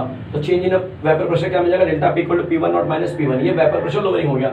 अब इसी वेपर प्रेशर लोअरिंग को मुझे चेक करना है रॉल्स लॉ के हिसाब से, जो हमें ये दिखाएगा कि whether vapour pressure is a colligative और नॉट। तो कॉलिगेटिव है कि नहीं है ये हमें दिखाना है। तो उसके लिए मैं क्या यूज करूंगा, रॉल्स लॉ का इक्वेशन यूज करूंगा कि चलो ठीक है कोई बात नहीं है, P1 equal to x1 P1 not होता है, इसको सॉल्व कर देगा तो मुझे लास्ट में मिलेगा कि हाँ x2 का आना जरूरी है। इसका मतलब P1 आप तभी निकाल पाएंगे जब x2 रहेगा। इसका मतलब ये हुआ कि जो वेपर प्रेशर होता है किसी भी प्योर सॉल्वेंट का, वो भी क्या होता है अपने आप में कॉलिगेटिव प्रॉपर्टी माना जाता है। कोई डाउट है किसी को कहीं पर भी, मैं हट जाता हूँ, देख लीजिए फटाफट। बहुत ही इजी कंसेप्ट चल रहा है। जो लोग सोच रहे हैं कि बहुत डेंजर है, ऐसा कुछ नहीं है। आराम से पॉज करके देखिए, नोट्स बनाइए। टाइम बहुत है बच्चे, आपको बिल्कुल घबराने की जरूरत नहीं है। बहुत से लोग पैनिक हो रहे हैं, बिल्कुल पैनिक होने की जरूरत नहीं है। रिलैक्स करो, बस आप प्लान करो, चीज़ों को प्लान करके चलो। मैंने बोला था कि केमिस्ट्री में लेकर आऊँगा, मैं लेकर आया हूँ, तो मैं ये उम्मीद कर रहा हूँ कि आप बाकी सब्जेक्ट बहुत अच्छे से कर लिए होंगे, ताकि आपको केमिस्ट्री अब एक लेक्चर में एक चैप्टर खत्म हो रहा है। मतलब अगर आप 10 लेक्चर देख लेते हो मेरे, तो आपके 10 चैप्टर खत्म, और ऑलरेडी मैंने 4-5 चैप्टर डाल के रखा है, मतलब आपके पूरे केमिस्ट्री खत्म। ठीक है, आप 2-3 चैप्टर ऑप्शन में भी डाल सकते हो। अगर आपका बहुत अच्छा प्रिपरेशन नहीं हुआ है, आपको लग रहा है 1-2 ऑप्शन में डालना है, आपकी चॉइस है। लेकिन जो जो वन शॉट के लेक्चर बन रहे हैं उसको एकदम अच्छे से देखो, बहुत अच्छा स्कोर करेंगे आप लोग। ठीक है, क्वेश्चन बैंक इसी में से है जो मैं करा रहा हूँ, यही क्वेश्चन बैंक का आंसर भी है। तो आप जाइए और ढूंढिए वहाँ पे कि भाई क्वेश्चन बैंक कहाँ पे। टेक्स्ट बुक मिल जाएगा आपको, क्वेश्चन बैंक के सामने टेक्स्ट बुक का पेज नंबर लिखा हो। पेज नंबर देखने के बाद आपको समझेगा कि ये पेज नंबर का इन्फॉर्मेशन तो सर ने ऑलरेडी करा दिया, तो क्वेश्चन बैंक में आपको मिल जाएगा। बट मैं ट्राई करूँगा कि क्वेश्चन बैंक के भी आंसर कहीं ना कहीं मैं आपको देने का ट्राई करूँ। ठीक है, तो आप बिल्कुल बेफिक्र रहिए। क्लियर है सबको यहाँ तक? चलिए, तो अब जो अगला कंसेप्ट आने वाला है वो आने वाला हमारा मोलार मास की बात होने वाली है, या फिर मोलार बोलते हैं ना कि रिलेटिव मास की मैं बात करूंगा। मतलब कि इसको अगर मैं कंसिडर कर लूँ कि ये जो मेरा नंबर है x, अगर मैं इसको इन टर्म्स ऑफ मोलैलिटी ले लेता हूँ। क्यों मैं मोलैलिटी लूंगा? क्योंकि मोलैलिटी में किलोग्राम आता है, और हमें पता है कि प्रेशर जो होता है वॉल्यूम के साथ चेंज हो जाता है, इसलिए मुझे यहाँ पे मोलैलिटी लेना होगा। तो अगर मैं मोलैलिटी के टर्म में इसको रिलेट करूँ, ठीक है, तो कैसे मेरा इक्वेशन बनेगा, चलो दिखाता हूँ मैं आपको। यस, तो चलिए बात करते हैं relative lowering of vapour pressure. जो मैंने अभी इक्वेशन दिखाया ना आपको, देख लीजिए क्या था इक्वेशन था हमारा बहुत प्यारा सा कि P1 नॉट जो है वो डेल्टा P अपॉन x2 के बराबर है, या फिर आपने बोला था कि डेल्टा P को मैं P1 नॉट माइनस P1 भी कर सकता हूँ, चलेगा। अगर आपको याद होगा तो हमने इस तरह से किया था कि ये जो x2 है और P1 नॉट है, इनका मल्टीप्लीकेशन किसके बराबर आता था, डेल्टा P के बराबर आता था। ये हमने डिराइव किया था। अब मैंने क्या किया, मैंने x2 को यहीं पर रखा, ध्यान देना जरा, और इसको ट्रांसफर कर दिया। तो बोलो क्या मिल जाएगा, delta P upon P1 not, या फिर आप बोल सकते हो P1 naught minus P1 upon P1 not. देखो इसका मतलब क्या होता है, change in pressure greater minus lowest, मतलब highest pressure minus lowest pressure divide by pure वाला प्रेशर। तो ये जो दिख रहा है तुम्हें, या फिर ये जो दिख रहा है, ये किसका डेफिनेशन हो जाएगा, ये डेफिनेशन हो जाएगा इसका, relative lowering of vapour pressure. कैसे डिफाइन करेंगे, डेल्टा P का फुल फॉर्म क्या है, lowering of vapour pressure full form है। P1 नॉट का फुल फॉर्म क्या है, vapour pressure of pure solvent का। तो इन दोनों का क्या लेना है, मैंने रेशियो ले लिया है, तो इसी को हम बोलते हैं relative lowering of vapour pressure. मतलब ये x2 जो है मेरा वो कहीं ना कहीं रिलेटिव लोअरिंग वेपर प्रेशर है। क्लियर है? तो बोलो आंसर क्या बनेगा, आप बोल सकते हो relative lowering of vapour pressure is the ratio of lowering of vapour pressure divide bye vapour pressure of a pure solvent. Clear है? कोई डाउट है किसी को कहीं पर भी, चेक कर लो, ये फटाफट देख लीजिए। ये बहुत अच्छा प्यारा सा इक्वेशन आपको मिल चुका है, कोई डाउट नहीं होना चाहिए, क्योंकि अब हम सीखने वाले हैं molar mass of solute from vapour pressure lowering. Vapour pressure lowering से अब हम ये क्या करेंगे, आगे कंटिन्यू करने वाले हैं। क्लियर है? तो अभी जो मुझे इक्वेशन मिला है उसके हिसाब से अगर मैं आगे बढ़ूँ, अगर इन केस जो मुझे इक्वेशन दिखाई दे रहा है यहाँ पे, तो उसके हिसाब से मुझे क्या दिखाई दे रहा है कि x2 equal to delta P upon P1 naught. चलेगा? अब हमें पता है, मैंने यहाँ पे कंसिडरेशन कर लिया है कि N1 जो है वो किसका मोल होगा, सॉल्वेंट का, N2 किसका मोल होगा, तो आप बोलेंगे सॉल्यूट का, और X2 लिया है तो हमें सॉल्यूट के ऊपर जरा ज़्यादा ध्यान देना है। साथ में यहाँ पे आगे लिख लो X1 क्या है मेरा, सॉल्वेंट का मोल फ्रैक्शन है, X2 क्या होगा, तो ऑब्वियस ये भी मोल फ्रैक्शन होगा, किसका होगा, सॉल्यूट का होगा। कोई डाउट है किसी को कहीं पर भी? चलो, तो अब मैं आपको बता दूं कि अगर X1 का मैं आपको X2 दिया तो मैं X2 का निकाल लेता हूँ। X2 का अगर मैं आपको बोलूँ कि चलो इसका मोल फ्रैक्शन का फॉर्मूला बताओ, तो याद रखना इसका मोल फ्रैक्शन क्या होता है, बड़ा इंपॉर्टेंट चीज है, N2 divide by N1 plus N2, ये मोल फ्रैक्शन का फॉर्मूला है क्लास 11 में। वापस से रिपीट कर रहा हूँ, X2 का फॉर्मूला क्या होगा, N2 divide by N1 plus N2, मतलब जो मोल फ्रैक्शन ऑफ सॉलिड होगा वो number of moles of solid divide by total solution में कितने होते हैं। चलेगा? ये याद रखना। बट इस क्वेश्चन में हमने क्या किया है, वेपर प्रेशर लिया हुआ है, तो अगर मैं ऐसा मानूं तो मेरे ख्याल से कुछ बुरा नहीं होगा कि कोई किसी भी क्वेश्चन में हमें पता है कि सॉल्यूट जो होता है बहुत ही कम होता है, सॉल्वेंट के सामने सॉल्यूट क्या होता है, बहुत ही कम होता है। इसका मतलब N1 बहुत ज्यादा ग्रेटर होगा N2 से, और इस बेसिस पर अगर मैं आपको पूछूं कि N1 plus N2 near about क्या होंगे, तो आप बोलेंगे sir N1 plus N2 near about sorry N1 ही आएगा। क्यों N1 आएगा? क्योंकि N2 तो बिल्कुल छोटा है, एकदम 0 के बराबर हो जाएगा। अब ये इन्फॉर्मेशन मैंने यहाँ पे पुटअप कर दिया, तो बोलो X2 का नया फॉर्मूला क्या मिल गया, N2 अपॉन N1। बोलो समझ में आया सबको? कोई डाउट है किसी को कहीं पर भी तो बोल रहा हूँ मुझे। X2 equal to N2 upon N1। आप बोलेंगे सर इससे क्या होगा, इससे दिखाता हूँ क्या होगा। हमें पता है कि N का एक और फॉर्मूला क्या होता है, N इक्वल टू होता है मास अपॉन मोलार मास। तो अगर मैंने बोला है कि N1 सॉरी मुझे N1 N2 दोनों लेना है, अगर मैंने बोला है N1 मोल है तो N1 में बताओ M1 क्या होगा, तो आप बोलेंगे M1 होगा मोलार मास किसका, तो आप स्पेसिफाई कर दो सॉल्वेंट का होता है। फिर N2 जो मोल है उसमें M2 क्या होगा, तो आप बोलेंगे मोलार मास ऑफ सॉलिड होगा, molar mass of solid. Clear है? फिर मैं आपसे पूछूंगा कि चलो N1 जो है उसमें W1 क्या है, तो W1 बच्चे हमारा नॉर्मल मास होता है, किसका मास होता है, मास ऑफ सॉल्वेंट हम लेते हैं। और अगर मैं N2 वाले केस में पूछ लूं कि W2 क्या होता है, तो आप बोलेंगे कि मास ऑफ सॉल्यूट। ये बहुत प्यारा सा इंफॉर्मेशन मैं दे रहा हूँ। N1 मतलब जब मैं मोल 1 लेता हूँ तो मास मेरा मोलर मास मेरा M1 होता है, M2 सॉल्वेंट के लिए मैंने ये भी दिखा दिया। अब मुझे फॉर्मूला पता है मास अपॉन मोलार मास, तो अगर मैं आपसे पूछूं कि N1 का फॉर्मूला बोलो नया क्या आएगा in terms of mass upon molar मास, तो मास क्या होता है चेक करो। N1 है ना, N1 मतलब सॉल्वेंट, N1 मतलब सॉल्वेंट, तो सॉल्वेंट का मास कितना जरा चेक कर लो। सॉल्वेंट का मास है W1, तो आ जाएगा W1 अपॉन M1। क्लियर है? एंड N2 का अगर मैं आपसे पूछूं तो आप बोलेंगे कि सर W2 अपॉन M2। और इस पूरे सब्स्टिट्यूशन को मैं इस पूरे को क्या करूं, मैं इस मेन इक्वेशन में अगर मैं क्या करूं सब्स्टिट्यूट कर दूं, मैं एरो दिखा रहा हूं आपको, तो बोलो क्या बन जाएगा X2 इक्वल टू N2 था ना बच्चे, तो वहां पे लिखेंगे W2 अपॉन M2। क्लियर है? मैंने आगे डिवाइड दिया, मैं डिवाइड का साइन दिखा देता हूँ आपके लिए ताकि आपको इजी हो जाए। W1 अपॉन M1 समझ में आ रहा है? ये अपॉन दिया, अपॉन को मैंने डिवाइड में कर दिया। अब डिवाइड को जब मैं हटाऊंगा तो बोलो क्या मिल जाएगा, डिवाइड करोगे मल्टीप्लाई बन जाएगा M1 अपॉन W1। ये मिल गया मुझे X2 का फॉर्मूला। अब मुझे पता है कि X2 और किसके बराबर होता है, तो वो X2 इसके बराबर भी है। इसका मतलब कि मैं बोल सकता हूँ कि Pi delta P upon P1 naught equal to W2 upon M2 minus बोल रहा हूँ multiply M1 upon W1 and that equal to X2। तो ये आपका बेसिक फॉर्मूला बन गया, जिसका यहाँ पे टाइटल मैंने लिखा था molar mass of solute from vapour pressure lowering. समझ में आया सबको? बहुत इजी सा कंसेप्ट है, बिल्कुल कंफ्यूज नहीं होना। N1 जो है आपको सॉल्वेंट लेते हैं, N2 हम लोग सॉल्यूट लेते हैं। N1 है क्या मोल, सॉल्वेंट का मोल N1, सॉल्वेंट का मोल N2, और उसका मोल फ्रैक्शन X1, उसका मोल फ्रैक्शन X2। वैसे ही N1 मेरा जो मोल है सॉल्वेंट का, उसका मोलार मास M1, N2 जो सॉल्यूट का मोल है उसका मोलार मास M2। इस तरह से रिलेट करो और बाद में ऊपर फॉर्मूला जो था N mole equal to mass upon molar mass, mass upon molar mass करके आपने इक्वेशन दिखा दिया। चलेगा? कोई डाउट है? इस मेथड में आपको कोई भी 3-4 वैल्यू देंगे और आप एक वैल्यू निकाल सकते हो। कोई डाउट है किसी को? तो ये मेरा हो गया molar mass of solid from vapour pressure. कोई डाउट है? अब आने वाला है बॉइलिंग पॉइंट। तो बॉइलिंग पॉइंट एलिवेशन क्या होता है, get ready for the new concept. Boiling point elevation देख लीजिए, बहुत ईजी होने वाला है। जब मैं बॉइलिंग पॉइंट एलिवेशन की बात करता हूँ, इसका मतलब बहुत ईजी कंसेप्ट की बात कर रहा हूँ। हालांकि बहुत से लोगों को समझ में नहीं आता कि सर ये क्या है, कैसे डील करना है, कैसे पता चलेगा बॉइलिंग पॉइंट किसका ज़्यादा हुआ किसका कम हुआ। बहुत ईजी है, आप समझेंगे आपको बहुत मजा आएगा। देख लीजिए, बॉइलिंग पॉइंट को समझाने के लिए मुझे ग्राफ की जरूरत पड़ेगी, जो मैं यहाँ पे ड्रॉ करने वाला हूँ। तो अगला जो टाइटल आएगा वो आएगा बॉइलिंग पॉइंट एलिवेशन। ध्यान दीजिए जरा, बॉइलिंग पॉइंट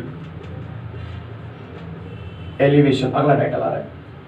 चलो पहले जरा समझ लेते हैं। ये रहा मेरे पास एक बीकर, जिसके अंदर मैंने क्या रखा है, प्योर सॉल्वेंट रखा हुआ है,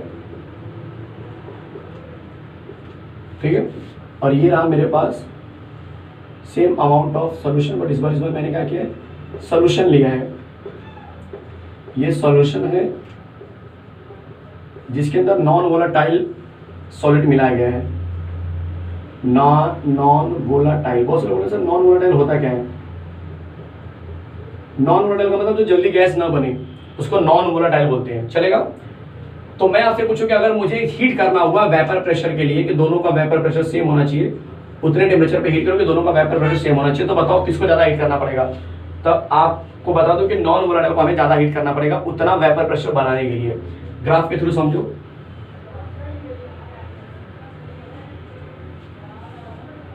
यहाँ पे आपने क्या ले लिया, टेम्परेचर ले लिया, यहाँ पे क्या ले लिया, वेपर प्रेशर ले लिया। अब दो ग्राफ आपने बना दिया, ध्यान से देखना, मजा आ जाएगा। समझो, पहले मान के चलो कि जो वेपर प्रेशर है वो मैं क्या कर रहा हूँ, दोनों के लिए ट्राई कर रहा हूँ कि भाई कहीं ना कहीं, क्योंकि हम निकालने वाले हैं इस समय बॉइलिंग पॉइंट में एलिवेशन, मतलब मान के चलो मैंने वेपर प्रेशर दोनों के लिए सेम रखा हुआ है, या सेम मत रखो, फिलहाल बस एक अजूबरा यहाँ पे एक पॉइंट बनने वाली है। इस पॉइंट में चेक करो, ये पॉइंट पे ये वेपर प्रेशर बनाने के लिए मुझे ये वाला जो पार्ट दिख रहा है वो कितना टेम्परेचर दिखाएगा, वो मुझे कुछ ये टेम्परेचर दिखा रहा है, ये वाला पार्ट। और उसी प्रेशर को क्रिएट करने के लिए, जब मैं बाजू वाले के पास जाता हूँ तो वो मुझे बोलता है कि और मुझे हीट करो, दिख रहा है, और मुझे हीट करो। तो इससे क्या तुम्हें समझ में आ रहा है कि नीचे वाला कौन होगा, आप बोलेंगे सर नीचे वाला तो सोल्यूशन होगा इसका मतलब, और ऊपर वाला कौन होगा, ऊपर वाला प्योर सॉल्वेंट होगा, क्योंकि सॉल्वेंट को हमें क्या करना पड़ता है, कम हीट करना पड़ता है, सोल्यूशन को ज़्यादा हीट करना पड़ता है। समझ में आ गया। तो ये जो दिख रहा है तुमको, ये जो दिख रहा है, ये क्या दिख रहा है बच्चे, ये सॉल्वेंट का दिख रहा है। सॉल्वेंट का जो वेपर प्रेशर होगा वो ज़्यादा होगा उसी टेम्परेचर पे, तो इसको हम TB नॉट बोलेंगे क्योंकि ये प्योर है, और इसको सिर्फ TB बोलेंगे, बी मतलब बॉइलिंग, चलेगा। तो आपको बोलेंगे सर बॉइलिंग पॉइंट एलिवेशन क्या होता है, तो बॉइलिंग पॉइंट एलिवेशन बहुत प्यारा सा आंसर हो गया, डेल्टा T इक्वल टू ज़्यादा में से कम को माइनस कर दो। बोलो समझ में आया, TB माइनस TB नॉट। ऐसा क्यों, because TB is greater than TB not, मतलब कॉमन सी बात है कि मुझे इसको ज़्यादा हीट करना पड़ेगा और इसको कम करना पड़ेगा। जब मैं इसको ज़्यादा हीट करूँगा किसको, सॉल्यूशन को, तब जाके वो उतना वेपर प्रेशर देगा जितना सॉल्वेंट पहले ही दे चुका था, बराबर ना। तो जो डिफरेंस होता है उसी को हम बोलते हैं बॉइलिंग पॉइंट एलिवेशन। आपका कंसेप्ट भी खत्म हो गया। बुक में 2 से 3 पैराग्राफ लिखा हुआ, यही लिखा हुआ, कुछ अलग नहीं है। बहुत से लोग बोलते हैं सर क्या है इसके अंदर, भाई बहुत ईजी, यही जो मैं बता रहा हूँ वही आपका कंसेप्ट है। ग्राफ बनाना, ग्राफ को एक्सप्लेन करो, सॉल्वेंट के लिए, सॉल्यूशन के लिए, ये डेरिवेशन दिखा देना, बस खत्म। कोई डाउट अब किसी को भी कहीं पर भी, कितना इजी है ये, चेक कर लो फटाफट बॉइलिंग पॉइंट एलिवेशन। तब मैं इसको जाके मोलैलिटी के टर्म में एक्सप्लेन करता हूँ, ठीक है। छोटा सा कंसेप्ट है बॉइलिंग पॉइंट एलिवेशन, बस इतना ही है। प्योर क्या होता है तुम्हारा, प्योर वाले को तुमने क्या माना है, इसका टेम्परेचर जो आएगा उसका टेम्परेचर को मैंने TB नॉट माना है, इसके टेम्परेचर को TB माना है। कौन ज़्यादा आएगा, तो ये रिलेशन याद रखना, TB ज़्यादा आता है, TB नॉट कम आता है। क्यों कम आता है, क्योंकि TB नॉट जो है बच्चे वो प्योर है, तो इसका गैस बनना आसान होगा, इसलिए हीट कम करना पड़ता है। TB जो है उसमें नॉन वोलेटाइल मिला हुआ है, नमक मिला हुआ है। आप देख लो यहाँ पे गैस क्यों जल्दी नहीं बनता है, रीजन जिसको नहीं समझ में आया देख लो, बुक पढ़ेंगे तो कंफ्यूजन होगी, सर ये सब रीजन बुक में दिया। देखो क्या होता है, जब ये पानी है पूरा, अब नमक डाला है तो कॉमन सी बात है नमक के कुछ पार्टिकल्स यहाँ पे भी आके बैठे होंगे। जबकि प्योर वाले केस में क्या था, तो भाई ये प्योर सॉल्वेंट ले रहा हूँ मैं, प्योर वाले केस में क्या है, ये प्योर लिख लेता हूँ मैं। प्योर वाले केस में पूरा का पूरा पानी ही है बच्चे ये, तो यहाँ से गैस ज़्यादा अमाउंट में निकलेगा, बराबर ना, प्रेशर ज़्यादा हुआ। और यहाँ पे बीच बीच में नमक आ चुका है, तो भाई ये नमक है, ये नमक है, ये नमक है। तो जो नमक है तो वहाँ से तो गैस नहीं निकलेगा, सिर्फ गैस वहीं से निकलेगा जहाँ से नमक नहीं रहेगा। तो यहाँ पे गैस कम निकलेगी, यहाँ पे ज़्यादा निकलेगा। तो ज़्यादा गैस निकालने के लिए इस वाले केस पे मुझे इसको हीट ज़्यादा करना पड़ेगा, और यही होता है तुम्हारा जो डिफरेंस होता है टेम्परेचर को, उसी को बोलते हैं बॉइलिंग पॉइंट एलिवेशन। कुछ गया दिमाग में, कोई डाउट है किसी को? कंसेप्चुअली कितना अच्छा कंसेप्ट था ये। तो अब इसके बाद मैं सिखाऊंगा इसका एक कंसेप्ट है जो थोड़ा सा मोलार मास से रिलेट किया हुआ है due to with the help of molality. वो मैं समझाता हूँ आपको क्या होता है, चलेगा? तो everybody is ready for the molality concept? Yes, चलो शुरू करते हैं। चलिए, तो मैं वो भी बात कर लेता हूँ कि जो बॉइलिंग पॉइंट एलिवेशन जो होता है उसके अंदर जो डेफिनेशन होती है या फिर जो कहीं ना कहीं स्टेटमेंट होती है वो हम कैसे लिखेंगे। तो अगर मैं आपको पूछूं कि सिर्फ बॉइलिंग पॉइंट किसको बोलेंगे, सोच लीजिए पहले, सिर्फ बॉइलिंग पॉइंट हम किसको बोलेंगे, क्या होता है बॉइलिंग पॉइंट का डेफिनेशन। तो बहुत से लोग बोलते हैं कि जिस टेम्परेचर पे कोई लिक्विड बॉयल हो जाए, ये गलत आंसर है। आप 12th में हो, आपको स्टैंडर्ड मेंटेन करना पड़ेगा। देखो बॉइलिंग पॉइंट क्या होता है कि अगर मान के चलो मैंने प्योर लिक्विड लिया है, जैसे ये प्योर लिक्विड, इसको मैंने ऊपर क्या क्या कवर लगा दिया, इस तरह से ढक दिया पूरा, और इसको मैं हीट कर रहा हूँ, तो जिस टेम्परेचर पे ये गैस बन के जस्ट ऊपर आना स्टार्ट करेगा, ऊपर आने वाले का मतलब क्या होगा, ऊपर कौन सा टेम्परेचर होता है, ऊपर कौन सा प्रेशर होता है, तो आप बोलेंगे एटमॉस्फेरिक प्रेशर होता है। इसका मतलब जिस टेम्परेचर पे आपका लिक्विड एटमॉस्फेरिक प्रेशर के बराबर हो जाएगा उसी को बोलेंगे बॉइलिंग पॉइंट। क्या बोला मैंने? जिस टेम्परेचर पे लिक्विड का कन्वर्जन एटमॉस्फेरिक प्रेशर वाले के बराबर हो जाएगा, मतलब लिक्विड का कन्वर्जन वेपर में होगा बट वो वेपर किसके बराबर होना चाहिए, एटमॉस्फेरिक प्रेशर के बराबर होगा, तब उसको बोलेंगे हाँ उस टेम्परेचर को हम बोलेंगे बॉइलिंग पॉइंट। अब एक्सपेरिमेंट में ये चेक किया गया कि जो डेल्टा टीबी है, डेल्टा टीबी सॉरी यहाँ पे बी लगा दो, ठीक है, जो डेल्टा टीबी है वो डायरेक्टली प्रोपोर्शनल टू मोलैलिटी मिला। क्या मिला? मोलैलिटी। मोलैलिटी मतलब स्मॉल एम। अब मोलैलिटी क्या होता है तो आपको बता दो, मोलैलिटी जो होता है जनरली हम बोलते हैं मोल पर केजी, मोल पर केजी, जो भी अमाउंट ऑफ मोल रहेगा वो केजी में हम डिस्कस करेंगे, उसको मोलैलिटी बोलते हैं। तो अगर मैं इसको हटा दूं तो मुझे आंसर क्या मिल जाएगा, delta T B equal to के बी इंटू एम। इस के को हम बोलते हैं इब्लियोस्कोपिक कांस्टेंट, एक बड़ा कांस्टेंट हो जाता है, ठीक है, इब्लियोस्कोपिक कांस्टेंट, चलेगा। तो ये हमारा हो गया delta T B equal to के बी इंटू एम। किसी ने पूछा के बी का यूनिट बता दो, तो के बी का यूनिट क्या हो जाएगा चेक कर लो, तो के बी इक्वल टू बन जाएगा delta T B upon M. Delta T B मतलब टी मतलब टेम्परेचर, तो केल्विन आ गया, और एम मतलब मोलैलिटी, तो मोल ऊपर, मोल नीचे था ना ऊपर चला गया तो मोल इनवर्स बन जाएगा, और के नीचे था तो ऊपर जाके बन जाएगा नॉर्मल केजी, तो किलोग्राम मोल इनवर्स केजी बन जाएगा, चलेगा। Sorry kelvin mole inverse kilogram बन जाएगा। वापस मैं रिपीट कर रहा हूँ, केल्विन मोल इनवर्स केजी, इसका क्या जाएगा, केबी का यूनिट हो जाएगा इब्लियोस्कोपिक कांस्टेंट का। कोई डाउट है? इसको बॉइलिंग पॉइंट एलिवेशन कांस्टेंट के नाम से भी जानते हैं, बट केबी का ये इब्लियोस्कोपिक कांस्टेंट बहुत बार एग्जाम में पूछा गया है, क्या होता है? कोई डाउट है किसी को? ये छोटा सा कंसेप्ट मैंने जो बोला था आपको मोलैलिटी के बेस पे दिखाऊंगा, वो यही कंसेप्ट है। अब मैं बात करने वाला हूँ इसका रिलेशन, कि अगर मैं मोलैलिटी जो है उसको अगर मैं कन्वर्ट करूँ मोल में, एन के टर्म में, और फिर एन को कन्वर्ट करूँ और आगे डिटेल में, तो कैसे हम आगे वाला कंसेप्ट पाएंगे, ठीक है। चलो स्टार्ट करते हैं। यहाँ तो कोई डाउट है लिख लीजिए जल्दी से, कोई कंफ्यूजन है तो पूछ लीजिए कमेंट बॉक्स में। डन, चलो आगे बढ़ते हैं।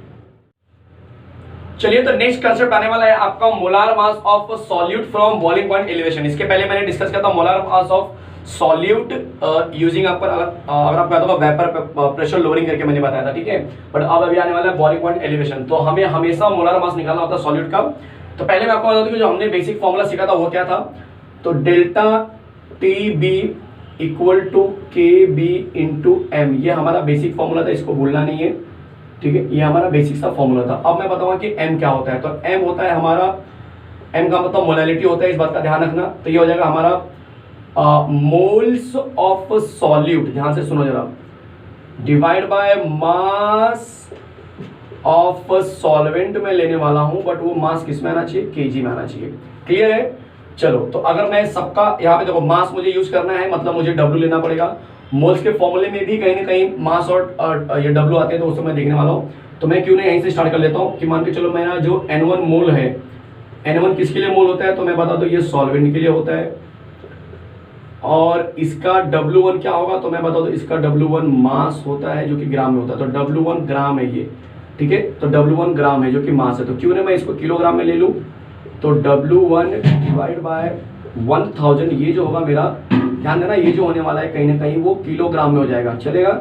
ये किलोग्राम में लिया मैंने, डिवाइड बाय 1000 तो किलोग्राम में, मतलब मैं ऐसे बोल सकता हूँ कि सॉल्वेंट का जो मोल होगा क्या होगा, N1 होगा। सॉल्वेंट का मोल क्या है, N1, और उसका जो मास होगा वो क्या होगा, W1 ग्राम। मैंने क्या किया, मास को किलोग्राम में लिया क्योंकि मुझे पता है कि सॉल्वेंट का मास मुझे किलोग्राम में चाहिए। अब N2 क्या होता है, तो N2 होता है मेरा सॉल्यूट, तो मैंने यहाँ पे ले लिया N2 सॉल्यूट है जिसका मास होता है W2 ग्राम में। अब इसको ग्राम में रखो क्योंकि इसकी तो कोई जरूरत होने वाली नहीं थी, तो छोड़ दो इसको, वैसे का वैसे रखो। फिर और क्या लेना है मुझे, और मुझे लेना है M1 M2, आप आगे दिखा सकते हो। M1 हो जाएगा मोलार मास, M2 हो जाएगा मोलार मास। मैं यहाँ पे शॉर्टकट में बता रहा हूँ, बिल्कुल कंफ्यूज मत होना। अब क्या करना है, अब हर एक चीज को जरा फॉलो करो। पहले मैं m सॉल्व कर लेता हूं। तो m का फॉर्मूला क्या हो गया, n upon mass of solvent. Mass of solvent क्या है जरा चेक कर लो। मास ऑफ सॉल्वेंट W1 मतलब W1 अपॉन 1000 आ जाएगा। तो W1 अपॉन 1000 kg, ये क्या आ गया, मास ऑफ सॉल्वेंट। N1 की बात हो रही है, n की बात हो रही है। सॉल्यूट है तो मतलब ये N1 नहीं है बल्कि क्या माना जाएगा, N2 माना जाएगा। चलेगा, m समझ में आया सबको। सॉल्यूट के लिए N2 बोलते, देख लो यहाँ पे सॉल्यूट के लिए N2 है। तो अगर मैं आपसे पूछूं कि N2 का वैल्यू क्या होता है, तो मैं यहाँ पे दिखा दूं कि N2 जो होगा वो मास अपॉन मोलार मास, मतलब ये होता है N2 का वैल्यू। क्लियर है। तो ये अगर मैं यहाँ पे यूज करूँ तो क्या मिलेगा मुझे जरा चेक करो, W2 अपॉन M2 मिला। फिर इसको मैं डिवाइड के साथ साइन में दिखा देता हूँ। तो डिवाइड W1 अपॉन 1000 है। अगर मैं इसको मॉडिफाई करूँ तो मेरे ख्याल से ये कुछ ऐसा बन जाएगा, W2 upon M2 multiplied by 1000 upon W1। तो मुझे मिल जाएगा m equal to simple language में 1000 को मल्टीप्लाई का W2 से, और ये बन जाएगा M2 इंटू W1। ये m का वैल्यू मिला जिसे हम इक्वेशन नंबर 2 पे बोलेंगे और 1 में सब्स्टिट्यूट करेंगे। तो सब्स्टिट्यूट इन इक्वेशन 1, तो मुझे मिल जाएगा delta T B equal to के B into W2 into 1000 divide by M2 into W1। ये हो गया हमारा फाइनल इक्वेशन। आप देख सकते हो। किसी को कोई डाउट है तो बोलना मुझे। बहुत से लोग कंफ्यूज होते सर कैसे आ रहा है, मैंने हर एक चीज को बताया। N1 मोल है किसका, सॉल्वेंट का। W1 मास है किसका, सॉल्वेंट का ही रहेगा। केजी मोल क्या, M1 क्या है, मोलार मास है। कंफ्यूज तो मैं बता देता हूं, इसको मोलार मास बोलते हैं, इसको भी मोलार मास बोलेंगे। मैंने शॉर्टकट करने के लिए ये सब बता रहा हूँ शॉर्टकट में, नहीं तो आप लिखना तो लिख सकते हैं ऐसे, let N1 and N2 is the mole of solvent and solute, W1 and W2 is the mass of solvent and solute, M1 and M2 is the molar mass of solvent and solute. इस तरह से आप लिख सकते हो, कोई tension नहीं। मैंने शॉर्टकट में सिर्फ किया आपको समझाने के लिए। कोई डाउट है, molar mass of solute from boiling point elevation वापस लिख लीजिए। ये मेन फॉर्मूला था मेरा। मोलालिटी, ये मोलालिटी है, कंफ्यूज मत होना। जहाँ पे यहाँ पे m का मतलब है मोलालिटी, जो किसके बराबर होता है, तो मैं बता दूं ये moles of solute divide by mass of solvent, वो भी केजी में होना चाहिए, इसके ऊपर डिपेंड करता है। तो ये मैंने वही लिखा है, moles of solid upon mass of solvent.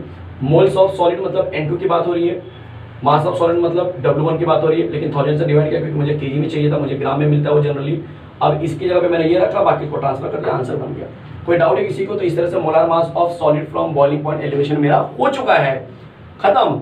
अब हम बात करने वाले नए कॉन्सेप्ट से, जिसका नाम आने वाला है फ्रीजिंग पॉइंट। तो डिप्रेशन इन फ्रीजिंग पॉइंट चलेगा। क्या होता है वो भी मैं आपको दिखा देता हूँ कि डिप्रेशन इन फ्रीजिंग पॉइंट क्या होगा। फ्रीजिंग पॉइंट डिप्रेशन क्या होता है, देख लो। इजी कंसेप्ट है, इजी है, बिल्कुल इजी है, ठीक है। बहुत से लोग कंफ्यूज होते हैं, बट कंफ्यूज नहीं होना है। आप देखेंगे आपको मजा आ जाएगा, बस दिमाग चलाते रहना। ध्यान दो यहाँ पे। चलो, तो अगला कंसेप्ट क्या आएगा,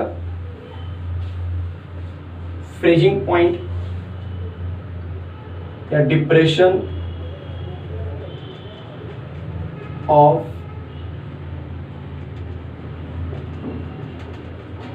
freezing point, depression of freezing point. अच्छा, फ्रीजिंग का मतलब क्या हुआ? फ्रीजिंग का मतलब कि कहीं ना कहीं लिक्विड से सॉलिड बनना।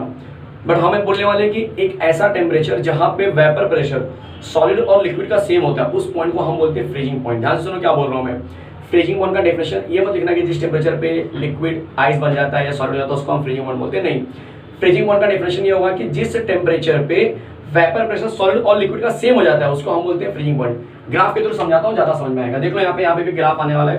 तो ये रहा मेरे पास ग्राफ। मैंने क्या किया है, इस बार वेपर प्रेशर लिया है और यहाँ पे मैंने ले लिया है टेम्परेचर। आपको भी पता है टेम्परेचर लेना होता है, ठीक है। इस बार मैंने क्या किया, यहाँ पे ना देख लो, पहले मैंने क्या किया है, एक इस तरह से मैंने सॉलिड का ग्राफ बना दिया, ठीक है। फिर उसके बाद मैंने कहीं ना कहीं यहाँ से थोड़ा सा आपको समझना रुको जरा। ये जो ग्राफ मैंने बनाया था उसको वैसे का वैसे रख देता हूँ। इसको मैं बोलता हूँ सोल्यूशन, जो पीछे मैंने बनाया था वही है। और ये है मेरा, सॉरी ये मेरा सॉल्वेंट रहेगा, ये मेरा सॉल्वेंट है, प्योर सॉल्वेंट, और ये है मेरा सोल्यूशन, ठीक है। और मैंने यहाँ से एक सॉलिड स्टेट ग्राफ बनाया, सॉलिड लाइन ग्राफ बनाया, सॉलिड मटेरियल का।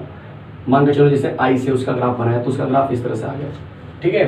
अब क्वेश्चन ये है, थोड़ा सा और स्पेसिफाई कर दो जरा, हाँ अब सही रहेगा शायद।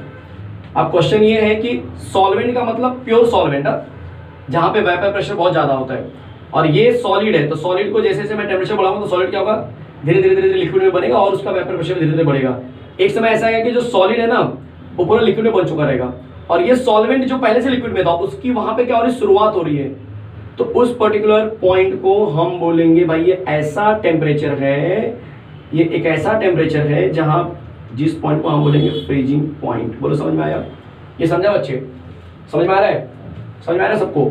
अगर सॉल्यूशन की बात करो तो सॉल्यूशन चेक करो कहाँ जा रहा है, इसको अगर मैं एक्सटेंड करूँ तो सॉल्यूशन यहाँ जा रहा है, मतलब सॉल्यूशन के लिए मुझे और मेहनत करनी पड़ेगी। सॉल्यूशन का फ्रीजिंग पॉइंट यहाँ पे आ रहा है। तो अब इससे तुम्हें क्या अंदाजा लग रहा है, क्या तुमको इससे सीख मिल रही है? सिंपल लैंग्वेज में सीख, ये सॉलिड है, कंफ्यूज मत होना।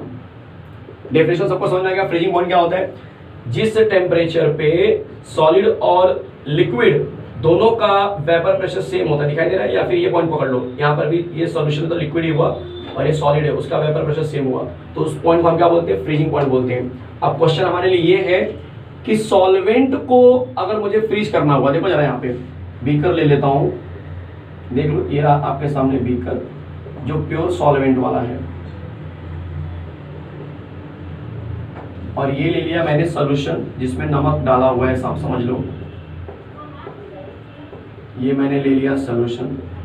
अब यहाँ पे सब के सब लिक्विड ही रहेंगे क्योंकि प्योर सॉल्वेंट है, तो जब इसको हम ठंडा करेंगे तो बीच में कोई कुछ पार्टिकल्स है नहीं तो ये आपस में चिपक जाएंगे। पर यहाँ पे दो लिक्विड के बीच में कौन आ गया, बीच में नमक आ चुका है, सॉल्ट आ चुका है, इसीलिए जब इसको हम ठंडा करेंगे तो ये जल्दी लिक्विड बनेंगे, गैस सॉलिड बनेंगे नहीं, क्योंकि इनके बीच में नमक क्या कर रहा है, वो चिपकने नहीं दे रहा है। मतलब इसको मुझे आइस बनाने के लिए मुझे बहुत ज्यादा टेम्परेचर लो करना पड़ेगा, नीचे लाना पड़ेगा। देखो जरा सोल्यूशन का टेम्परेचर कहाँ जा रहा है, बहुत ही कम हो रहा है, दिखाई दे रहा है? दिख रहा है, ये पॉइंट दिख रहा है, बहुत ही कम हो रहा है, जबकि सॉल्वेंट का टेम्परेचर जो है ज्यादा टेम्परेचर पे ही वो क्या हो गया, फ्रीज हो गया। तो इस पॉइंट को हम जो बोलते हैं फ्रीजिंग पॉइंट, यहाँ पे हम पढ़ रहे हैं डिप्रेशन इन फ्रीजिंग पॉइंट बोलते हैं। तो इसको हम बोलेंगे, ये जो है ना हमारा, ये सॉल्वेंट के लिए था तो ये TF0 बन गया, और ये सॉल्यूशन के लिए तो ये सिर्फ TF बनेगा, तो इसके डिफरेंस को हम बोलेंगे डेल्टा TF। बोलो समझ में आया? बोलो समझ में आया? कोई डाउट है किसी को? कहीं पर भी चेक कर लो, कितना अच्छा कंसेप्ट चल रहा है। जो रीजन था वो मैंने रीजन भी बता दिया आपको क्यों ऐसा होता है। सॉल्वेंट वाले केस में, प्योर सॉल्वेंट वाले केस में इंटर जो इंटरमोलिकुलर अट्रैक्शन होगा वो ज्यादा होगा क्योंकि बीच में कुछ पार्टिकल्स है नहीं, और यहाँ पे बीच में सॉल्ट या कोई अदर नॉन वोलेटाइल पार्टिकल्स होगा, जिसकी वजह से क्या होगा, सॉल्यूशन में वो अट्रैक्शन मेंटेन नहीं हो पाता, जिसकी वजह से हमें बहुत ज़्यादा टेम्परेचर खींचना पड़ता है पीछे, जिसकी वजह से वो क्या होगा, आसानी से कहीं ना सॉलिड बनने में मदद करेगा। तो अब हमें क्या मिल गया, डेल्टा TF मिल गया। तो मैं सिंपल लैंग्वेज में अगर बोलूँ आपको, ये भी सेम पैटर्न है कि डेल्टा TF भी क्या होता है, डायरेक्टली प्रोपोर्शनल टू मोलैलिटी होता है। तो अगर मैं इसको रिलेट करूँ तो डेल्टा TF इक्वल टू क्या मिल जाएगा मुझे, KF मिल जाएगा, चलेगा। और जहाँ पे KF का मतलब हो जाएगा delta TF divide by M। T का मतलब होता है केल्विन, M का मतलब मैंने आपको बताया था पीछे मोल इनवर्स किलोग्राम, तो KF का यूनिट भी सेम रहेगा। इसको बोलते हैं क्रायोस्कोपिक कांस्टेंट। क्या बोलते हैं, क्रायोस्कोपिक कांस्टेंट, क्लियर है? या फिर बोल सकते हैं depression of freezing point constant या फ्रीजिंग पॉइंट डिप्रेशन कांस्टेंट। इसको बहुत जगह पे फ्रीजिंग पॉइंट डिप्रेशन के नाम से भी जानते हैं। कोई डाउट है किसी को कहीं पर भी? यस, हर एक चीज क्लियर है। तो अगर मुझे इसको भी दिखाना हुआ उसी टर्म में, किस टर्म में, देख लो यहाँ पे जगह तो मैं दिखा देता हूँ, मोलार मास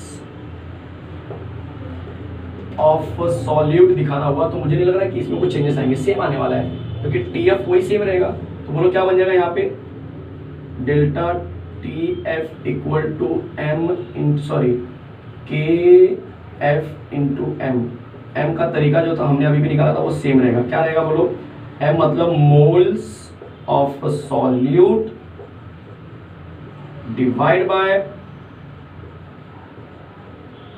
सॉरी हम लोग मोलैलिटी ले रहे हैं ना, divide by mass of solvent in kg। समझ में आया? तो अब आप शॉर्टकट में अगर लिखना है तो आप शॉर्टकट में लिखिए या फिर पूरा लिख लीजिए। N1 and N2 are the moles of solute and solvent, sorry पहले सॉल्वेंट आता है, ध्यान देना कि N1 का सॉल्वेंट है, सॉल्यूट, चलेगा। इसी बेस पे बता दीजिए W1 and W2 are the mass of solvent and solute. तो आप बता सकते हो कि मास ऑफ जो सॉल्वेंट है वो एक्चुअल में W1 ग्राम है, जिसको कन्वर्ट करें तो क्या मिल जाएगा, W1 अपॉन 1000 किलोग्राम। समझ में, ये सब पीछे सिखाया मैंने, वही सब रिपीट हो रहा है, चलेगा। तो अगर मैं आपको सिंपली बोलूँ कि मोलैलिटी फिर क्या होगा, तो आप बोलेंगे मोलैलिटी मतलब n, और n का मतलब यहाँ पे जाएगा N2 क्योंकि सॉलिड प्ले बोला है, अपॉन मास बोला है मतलब W1, ये फॉर्मूला बन जाएगा, चलेगा। ये W1 इस समय ग्राम में है, तो हम यहाँ पे क्या करेंगे N2 upon W1 upon 1000 kg ले लेंगे, क्लियर है। बट अगेन N2 किसके बराबर होता है, तो W1 upon W2 upon M2 के बराबर है, तो मैं यहाँ पे लिखूंगा W2 अपॉन M2, इस डिवाइड वाले साइन को डिवाइड लिखाऊंगा, 1000 करूंगा, फिर आगे इसको सॉल्व करूंगा तो मुझे मिल जाएगा W2 upon M2 into 1000 upon W1, ये मुझे मिल जाएगा मोलैलिटी। इस मोलैलिटी को मैं क्या करूंगा, इस इक्वेशन में पुट अप कर दूंगा, दिखाई दे रहा है सबको। तो जब मैं इस इक्वेशन में पुट अप करूँ तो मेरा इक्वेशन क्या बन जाएगा, बोलो, delta T F equal to K F वैसे का वैसे ही है इंटू 1000 अपॉन W1। समझ में आ गया सबको, इजी है, चलेगा। कोई डाउट है किसी को, कहीं पर भी चेक कर लो फटाफट, कितना इजी कंसेप्ट हो रहा है ये। इस तरह से आप क्या करेंगे, पूरा का पूरा इन्फॉर्मेशन निकाल सकते हैं। तो ये पूरा डिप्रेशन ऑफ फ्रीजिंग पॉइंट या फ्रीजिंग पॉइंट डिप्रेशन करके क्वेश्चन बनता है, जो कि बहुत ईजी है, बहुत ही ज्यादा ईजी है। देखो ये ग्राफ कितना ईजी था, सॉल्वेंट सॉल्यूशन सेम था, बस आपको सॉलिड से रिलेट करना है। तो सॉलिड कॉमन सी बात है, देखो आइस को भी जब आप फ्रीजर में से निकालते होंगे तो आपने देखा होगा कि आइस लिक्विड बनना स्टार्ट हो जाता है, बराबर कि नहीं। अब लिक्विड बनना स्टार्ट हुआ तो कॉमन सी बात है कि जो नॉर्मल लिक्विड है और वो लिक्विड है, तो दोनों एक जगह, एक ऐसा पॉइंट है जहाँ पे दोनों का वेपर प्रेशर सेम होगा, तो उसी टेम्परेचर को हम क्या बोलते हैं, फ्रीजिंग पॉइंट बोलते हैं। क्लियर है अभी, हर एक चीज समझ में आ रहा है। चलो जल्दी से लिख लीजिए, अगर कुछ लिखना है तो कहीं पे कोई कंफ्यूजन नहीं होनी चाहिए, क्योंकि अब इस चैप्टर के बहुत ही लास्ट कंटेंट पे पहुंच चुके हैं हम लोग, सब मेजर मेजर कंसेप्ट खत्म हो चुके हैं। अब सिर्फ आने वाला ऑस्मोसिस, ऑस्मोटिक प्रेशर के बारे में, चलेगा। एंट्री कर लो फटाफट। अब मैं चलता हूं अगले कंसेप्ट की तरफ, जिसका नाम है ऑस्मोसिस। क्या है ऑस्मोसिस, क्या है ऑस्मोटिक प्रेशर, सब बताने वाला हूं, तो get ready for the next content. शुरू करते हैं। चलिए, तो अगला कंसेप्ट आने वाला है आपके लिए ऑस्मोसिस। ऑस्मोसिस क्या होता है, बहुत इजी है, समझ लीजिए, देख लीजिए कितना इजी कंसेप्ट है ये ऑस्मोसिस। ध्यान दीजिए, बहुत इंटरेस्टिंग होने वाला है। जब मैं ऑस्मोसिस की बात करता हूं तो आपको क्या समझना है, ऑस्मोसिस का मतलब क्या है, देख लीजिए। यहाँ पे मान के चलो कि मैंने एक कंटेनर लिया है, जिसके अंदर मैंने क्या किया, एक लेयर लगा दिया बीच में। इस लेयर का नाम होगा semi permeable membrane. Semi permeable membrane ये एक ऐसा लेयर है जो, सेमी मतलब हाफ, परमेबल मतलब परमिशन देने वाला, मतलब हाफ लोगों को जाने की परमिशन है और हाफ लोगों को परमिशन नहीं रहेगी। समझ में आ रहा है। और मान के चलो कि मैंने यहाँ पे क्या ले लिया है, एक मैंने सोल्यूशन ले लिया है और दूसरा मैंने सॉल्वेंट ले लिया है। फिलहाल मैं ऐसे ले रहा हूँ। अब मैं आपको पहले बता दूं कि सॉल्यूशन सॉल्वेंट में यहाँ पे फर्क क्या है। देखो सॉल्यूशन का मतलब है कि इसमें नमक की क्वांटिटी रहेगी, कहीं ना कहीं सॉल्ट रहेगा, मतलब सॉल्ट रहेगा मतलब कॉन्सेंट्रेशन ज्यादा हुआ। तो हम ऐसा मानते हैं कि इसका जो कॉन्सेंट्रेशन, इसको C1 ले लो, सॉल्यूशन को 1 ले लिया, सॉल्वेंट को 2 ले लिया, तो मैं क्या बोलूंगा कि C1 का कॉन्सेंट्रेशन जो है काफी ज्यादा है C2 से। कॉन्सेंट्रेशन के टर्म में ये ज्यादा हुआ, कॉन्सेंट्रेशन इसका ज्यादा हुआ, इसका कम हुआ, क्लियर है। लेकिन अगर मैं आपसे बोलूं कि डाइल्यूशन किसका ज्यादा हुआ, तो डाइल्यूशन जो होता है वो सॉल्वेंट का ज्यादा है और डाइल्यूशन जो है मेरा सॉल्यूशन का कम है, ठीक है। ये हालांकि आपको इलेक्ट्रोकेमिस्ट्री में थोड़ा सा रिलेट होगा, ठीक है, यहाँ पे ज्यादा नहीं है, बट मैंने जानबूझ के ये वर्ड यूज किया है ताकि आपको कहीं ना कहीं इलेक्ट्रोकेमिस्ट्री जब बताओ तो थोड़ा सा आपको पता चले कि अच्छा कॉन्सेंट्रेशन और डाइल्यूशन उल्टा होते हैं। कॉन्सेंट्रेशन ज्यादा हो गया किसका, सोल्यूशन का, बट यहाँ पे सोल्यूशन का डाइल्यूशन क्या हो गया, कम हो चुका है, चलेगा, नमक ज्यादा है।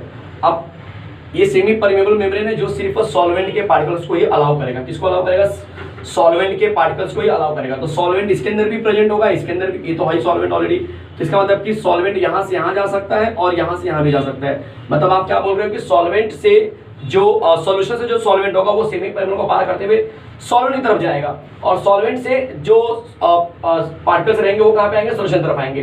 बट आपको क्या करना है, आपको ना हमेशा ये देखना है कि जिसका कॉन्सेंट्रेशन कम होगा, नेट फ्लो, क्योंकि ये तो अभी ओवरऑल नहीं बता रहा हूँ, ये मैं रफली बता रहा हूँ कि भाई एक यहाँ से आ जाएगा, एक यहाँ से जाएगा, बट ओवरऑल क्या होगा, एंड में जो मुझे रिजल्ट मिलेगा वो कहाँ पे कहाँ मिलेगा, कहाँ से कहाँ मिलेगा। तो एंड में जो रिजल्ट मिलता है वो कॉन्सेंट्रेशन इसका कम होता है, वहां से ज्यादा कॉन्सेंट्रेशन की तरफ क्या होते जाते हैं। तो मतलब सॉल्वेंट के अंदर छोटे पार्टिकल ज्यादा रहेंगे, पानी के पार्टिकल ज्यादा हैं, और सॉल्यूशन के अंदर सॉल्वेंट के पार्टिकल्स कम रहेंगे। मतलब ओवरऑल अगर मैं देखना जाऊँ तो ओवरऑल जो है सॉल्वेंट से सॉल्यूशन की तरफ जो है ज्यादा से ज्यादा पार्टिकल्स जाएंगे। तो ये हो गया मेरा नेट फ्लो। डायग्राम जैसा बनाएंगे वैसा आप नेट फ्लो दिखाएंगे। अगर सॉल्वेंट यहाँ होता, सॉल्यूशन यहाँ होता, तो नेट फ्लो मेरा ऐसा होता। इसी को बोलते हैं ऑस्मोसिस। इसी को हम क्या बोलते हैं? ऑस्मोसिस। जहां पे सॉल्वेंट का नेट फ्लो जो है सॉल्यूशन की तरफ रहेगा। क्यों? सॉल्वेंट में क्या होता है? ज्यादा सॉल्वेंट के पार्टिकल्स ज्यादा होंगे, मतलब कम छोटे वाले पार्टिकल्स बहुत ज्यादा होते हैं। और सॉल्यूशन में नमक के पार्टिकल्स होते हैं। इसकी वजह से ये सेमी परमेबल जो इतना छोटा होता है कि वो सिर्फ पानी के पार्टिकल्स को अलाउ करेगा। और इतना अब मैं चलो उल्टा बोल देता हूँ, ये सेमी परमेबल मेम्ब्रेन जो इतना छोटा होता है कि वो नमक के पार्टिकल्स को रोक देता है, और इतना बड़ा होता है कि वो पानी के पार्टिकल्स को अलाउ कर देता है। समझ में आया? इस तरह से आप बोल सकते हो। कोई डाउट है किसी को? तो सॉल्यूशन सॉल्वेंट में चीजें क्लियर हो गई है। पहला कॉन्सेंट्रेशन किसका ज्यादा है? तो भाई जो सॉल्यूशन उसका कॉन्सेंट्रेशन ज्यादा है। डाइल्यूशन किसका ज्यादा है? तो कॉन्सेंट्रेशन जिसका ज्यादा होता है उसका डाइल्यूशन कम होता है, मतलब डाइल्यूशन कम सॉल्यूशन का हो गया। डाइल्यूशन ज्यादा किसका होगा? सॉल्वेंट का हो गया। जिसका डाइल्यूशन ज्यादा होगा उसी की तरफ जो है पार्टिकल्स मूव करेंगे, उस वहां से पार्टिकल्स मूव करना स्टार्ट करेगा, और उल्टा उसके अपोजिट वाले की तरफ जाएगा। मतलब यहाँ पे पानी ज्यादा तो पानी क्या होगा? आसानी से यहाँ फ्लो करेगा। इसी को ऑस्मोसिस बोलते हैं। कोई डाउट है किसी को? अब आते हैं कि ऑस्मोटिक प्रेशर क्या होता है, जरा समझ लो पहले। ऑस्मोटिक प्रेशर समझाने के लिए मैं एक पहले छोटा सा कंसेप्ट समझा रहा हूं। मान के चलो कि ये सेम कंसेप्ट वापस से आ गया, ठीक है, और इस बार आपने इसको ओपन कर दिया। एटमॉस्फेरिक प्रेशर यहाँ पे अप्लाई हुआ है। यहाँ पर भी क्या क्या एटमॉस्फेरिक प्रेशर अप्लाई करने के लिए आपने जगह दे दी है। तो यहाँ पे एटीएम अप्लाई हो रहा है, यहाँ पे एटीएम अप्लाई हो रहा है, मतलब एटमॉस्फेरिक प्रेशर दोनों का लेंथ सेम रहेगा। ये ऐसा कुछ नहीं कि बहुत ज़्यादा कोई ज़्यादा ओपन है कोई कम है, ठीक है। अब क्या करना है? इसमें सेमी परमेबल मेम्ब्रेन लगा हुआ है। अब मुझे नहीं पता कौन सा क्या सोल्यूशन है, तो मैंने इसको भी लिया है सोल्यूशन 1, इसको ले लिया है सोल्यूशन 2। अब बोलेंगे सर इसमें कैसे हमें पता चलेगा? तो हमने कंसीडर कर लिया कि C1 is quite greater than C2, मतलब कौन सा कॉन्सेंट्रेशन ऑफ C1 जो है C2 से ज़्यादा है, मतलब इसमें नमक ज़्यादा है, इसमें नमक कम है। जो नमक कम है तो उसमें पानी ज़्यादा होगा, इसका मतलब ये यहाँ से क्या करेगा? इसी तरफ। या फिर आप बोलेंगे सर सेम क्यों ले रहे हो, थोड़ा उल्टा लो ना, बहुत से लोग कन्फ्यूज रहेंगे। सर सेम बार बार ले रहे हो आप, तो सर यही कंडीशन यहाँ पे लिया था। आपकी चॉइस है भाई, कुछ नहीं। कॉन्सेंट्रेशन ऑफ 2 जो है वो C1 की तरफ, C1 से ज़्यादा है। कॉन्सेंट्रेशन 2 ज़्यादा होने का मतलब नमक यहाँ ज़्यादा है, पानी एक मिनट, कॉन्सेंट्रेशन 2 मतलब ये नमक यहाँ ज़्यादा है और पानी यहाँ ज़्यादा होगा, चलेगा। पानी कहाँ ज़्यादा होगा? सोल्यूशन 1 में ज़्यादा होगा, तो सोल्यूशन 1 से पानी क्या करेगा? वहाँ जाना स्टार्ट करेगा। तो नेट फ्लो, मैंने सीधा नेट फ्लो पे आता हूँ। तो नेट फ्लो क्या होगा मेरा? इस तरह से जाएगा। तो ये हो जाएगा मेरा नेट फ्लो। क्लियर है? कोई डाउट किसी को? तो ये डायग्राम क्या बना सकते हैं? तो नेट फ्लो आपने दिखा दिया। अब जैसे ये नेट फ्लो इधर जा रहा है ना, तो आप क्या करेंगे? यहाँ पे ना एटमॉस्फेरिक प्रेशर के साथ में एक और पाई प्रेशर अप्लाई करेंगे। पाई इज ऑस्मोटिक प्रेशर, मतलब ये एटमॉस्फेरिक प्रेशर के साथ में एक ऑस्मोटिक प्रेशर पाई अप्लाई करेंगे, और वो प्रेशर सिर्फ उतना ही होगा जितने पे इस नेट फ्लो को क्या करे? रोक दे।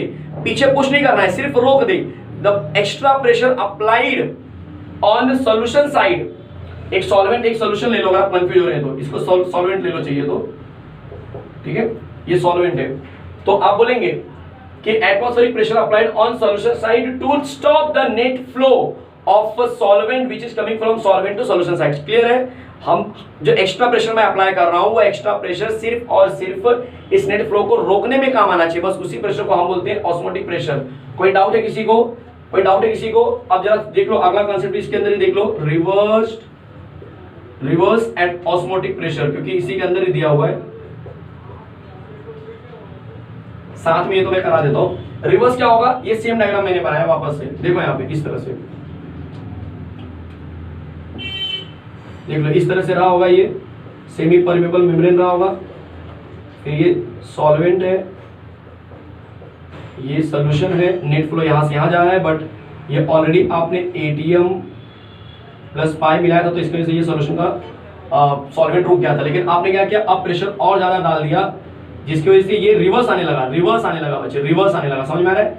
मतलब प्रेशर इतना डाला कि यहाँ से इसको रिवर्स कर दिया। इसका मतलब अगर मैं प्रेशर अप्लाई करता हूँ ग्रेटर देन पाई, तो वो किस कंडीशन को फुलफिल करेगा? वो रिवर्स ऑस्मोटिक कंडीशन को फुलफिल करेगा। बस ये तुम्हें बताना है रिवर्स ऑस्मोटिक है। कितना इजी कंसेप्ट हो रहा है? कोई डाउट है किसी को? ऑस्मोटिक प्रेशर का एक्सपेरिमेंट, ठीक है। एक्सपेरिमेंट क्या था? एक्सपेरिमेंट ये है कि आप एक थिन ट्यूब लेते हैं इस तरह से, और इसको आपने कैसे रखा हुआ है? इसको आपने इस तरह से रख दिया है, ये थिन ट्यूब है, और इसके मुंह को आपने सेमी परमेबल मेम्ब्रेन से बंद कर दिया है, और अंदर जो है ना थोड़ा सा आपने क्या किया? सोल्यूशन डाल दिया है। ये सोल्यूशन है, ध्यान देना, ये शुगर सोल्यूशन है। इसको एक बड़े बीकर में डाल दिया आपने, और मान के चलो ये बड़ा बीकर है, तो ये ऐसे कर देता हूँ, ये बड़े बीकर में डाल दिया। बड़े बीकर के अंदर क्या भर दिया आपने, पानी भर दिया है। पानी क्या है, सॉल्वेंट है। कॉन्सेंट्रेशन की अगर मैं बात करूँ तो कॉन्सेंट्रेशन आपको ही पता है क्या होने वाला है। कॉन्सेंट्रेशन जो है इस समय इसका जो है अंदर वाले का ज़्यादा होगा, बाहर वाले का कम होगा, क्योंकि अंदर वाला सोल्यूशन है, बाहर वाला सॉल्वेंट है। सिर्फ ये सिर्फ सॉल्वेंट है, पानी है, और अंदर वाला क्या है, सोल्यूशन है। क्लियर है। तो मतलब पानी कहाँ से कहाँ जाएगा, यहाँ से यहाँ जाएगा, नेट फ्लो यहाँ से यहाँ होने वाला है। जब ये यहाँ जाएगा तो ये ऊपर जाके क्या करेगा, पानी के लेवल को बढ़ाएगा, और क्या करेगा, यहाँ पे जब पहुँचेगा तो ये धक्का मारेगा इसको और इसके फ्लो को रोकेगा। तो ये जब इसके फ्लो को रोकेगा तो इसी को बोलते हैं ऑस्मोटिक प्रेशर। साथ में ये जो होता है ना, एक और एक क्वेश्चन के ऊपर डिपेंड करेगा प्रेशर, एच रो जी 11th में पढ़ा था कि जो हाइट है, पानी का डेंसिटी और ग्रेविटी, इन सब के ऊपर भी क्या करेगा, प्रेशर डिपेंड करेगा। तो यहाँ पे जो ऑस्मोटिक प्रेशर होने वाला है, वो जो धक्का मारता है वो प्रेशर को ऑस्मोटिक बोलते हैं, जो कि मेरा P = H रो जी फॉर्मूले से निकलता है। चलेगा, चलिए तो शुरू करते हैं लास्ट कंटेंट इस चैप्टर का, जो होने वाला है आपके लिए हाइपोटोनिक सॉल्यूशन और आइसोटोनिक सॉल्यूशन। पहले मैं आइसोटोनिक डिस्कस कर लेता हूँ, बहुत ईजी है। आइसो मतलब सेम, तो कहीं ना कहीं आपको बोलना है कि अगर दो सॉल्यूशन मेरे पास है और दोनों का ऑस्मोटिक प्रेशर क्या होता है, सेम होता है, तो उसको मैं बोलूंगा कि ये आइसोटोनिक सॉल्यूशन है। जैसे कि ये ले लो कंटेनर, सेमी परमेबल मेम्ब्रेन, ये मेरा सॉल्यूशन 1 है, ये मेरा सॉल्यूशन 2 है, और दोनों का ऑस्मोटिक प्रेशर क्या होगा, सेम होगा, तो मैं क्या बोलूंगा, ये आइसोटोनिक है। बट अगर आपने हाइपोटोनिक की बात किया, हाइपो मतलब स्मॉल होता है, लेस होता है, इसका मतलब कि मोर डाइल्यूट जो होगा। अब मोर डाइल्यूट का मतलब कौन, जिसका कॉन्सेंट्रेशन ज्यादा रहेगा, सॉरी कॉन्सेंट्रेशन कम रहेगा, क्योंकि मोर डाइल्यूट का मतलब हो गया कॉन्सेंट्रेशन कम। तो आप ऐसे समझ सकते हैं कि मोर डाइल्यूट वाले का जो प्रेशर होगा वो ज्यादा होने वाला, सॉरी कम होने वाला है, उसे हम बोलेंगे हाइपोटोनिक। और हाइपर का मतलब हो गया ज्यादा। तो अगर दो सॉल्यूशन रहेगा, दोनों का अनइक्वल प्रेशर रहेगा, लेकिन ज्यादा प्रेशर किस साइड रहेगा, जिस साइड कॉन्सेंट्रेशन ज्यादा रहेगा। तो मोर कॉन्सेंट्रेशन, मोर प्रेशर या हायर प्रेशर, ये उसी का ही डाइल्यूट के टर्म में पार्ट है। कोई कंफ्यूजन मत करना, क्रिएट करना, सर ये क्या है ये क्या है, दोनों सेम है। हाइपरटोनिक का मतलब क्या हो गया, दो सॉल्यूशन, दोनों का अनइक्वल प्रेशर, लेकिन कॉन्सेंट्रेशन जहां पे ज्यादा वहां पे प्रेशर ज्यादा। यहाँ पे जहां पे डाइल्यूशन ज्यादा वहां पे प्रेशर कम, विल बी प्रेशर कम का मतलब हाइपोटोनिक। हमें कम के टर्म में बताना है, बस और कुछ नहीं। चलेगा, तो ये आपका जो प्यारा सा कंटेंट दिख रहा है ये यहाँ पे खत्म हुआ। चलिए, तो लास्ट कंसेप्ट होने वाला है आपका ऑस्मोटिक प्रेशर और मोलारिटी का रिलेशन। छोटा सा रिलेशन है जो मैंने अभी आपको बताया था डेरिवेशन टाइप में, वैसे ही है, बट मोलारिटी मैंने इसलिए यूज किया क्योंकि टेक्स्ट बुक में मोलारिटी कंसेप्ट दिया है, तो बहुत से लोग कंफ्यूज होते हैं कि सर ये मोलारिटी कंसेप्ट कहां से आ गया, आपने तो लेक्चर में कहीं पे मेंशन ही नहीं किया है। तो पाई जो होता है ऑस्मोटिक प्रेशर है वो डायरेक्टली प्रोपोर्शनल टू मोलारिटी होता है। तो मोलारिटी किसके बराबर हो मैं बता दूं, मोलारिटी जो होता है वो mole upon volume, moles upon volume, मतलब moles of solid upon volume of a solution के ऊपर डिपेंड करता है। मतलब सिंपल लैंग्वेज में n अपॉन v मैं बोल सकता हूं, ये हमारा होता है मोलारिटी। तो अगर ये कांसेप्ट मैं इसमें यूज करूंगा तो pi directly proportional to n upon v आ जाएगा, और हमें पता है कि पाई डायरेक्टली प्रोपोर्शनल t होता है। तो इन दोनों इक्वेशन से मुझे एक नया रिलेशन मिल जाएगा, n t अपॉन v, और इसको हटाऊंगा तो बन जाएगा r। ठीक है, तो यहाँ पे एक नया रिलेशन बनता हुआ दिखाई दे रहा है तुम्हें, pi v equal to N R T, ऐसा इक्वेशन बन जाएगा। कोई डाउट है किसी को? ये हो गया आपका ideal equation for solution, ideal equation of liquid. ठीक है, तो ये ऑस्मोटिक प्रेशर का आपका फॉर्मूला बन चुका है। ये बस आपको थोड़ा सा बताना था जो आपको बस पता होना चाहिए। तो इसी के साथ मैं लेक्चर खत्म कर रहा हूं, और एक बहुत ही प्यारा सा जो एक ही कहीं ना कहीं चैप्टर खत्म हुआ है, सॉल्यूशन चैप्टर। तो इतने कम समय में आपको, अब देखेंगे वीडियो की लेंथ भी बहुत ज्यादा नहीं है, मतलब कम टाइम में आपका एक कंप्लीट चैप्टर हो चुका है। तो जो लोग भी इस लेक्चर पे हैं, इस चैनल को देख रहे हैं, ज्यादा से ज्यादा सब्सक्राइब कर लो, ज्यादा से ज्यादा इस चैनल को स्प्रेड करो महाराष्ट्र के कोने कोने तक, ताकि जो बच्चे अभी तक केमिस्ट्री स्टार्ट नहीं किए उनके लिए बहुत अच्छा मौका है। एक एक लेक्चर देखो और एक एक चैप्टर खत्म करो, इससे इजी कुछ नहीं। मिलते हैं नेक्स्ट लेक्चर में एक नए कहानी साथ में, तब तक आप बहुत सारी स्टडी कीजिए। Thank you very much.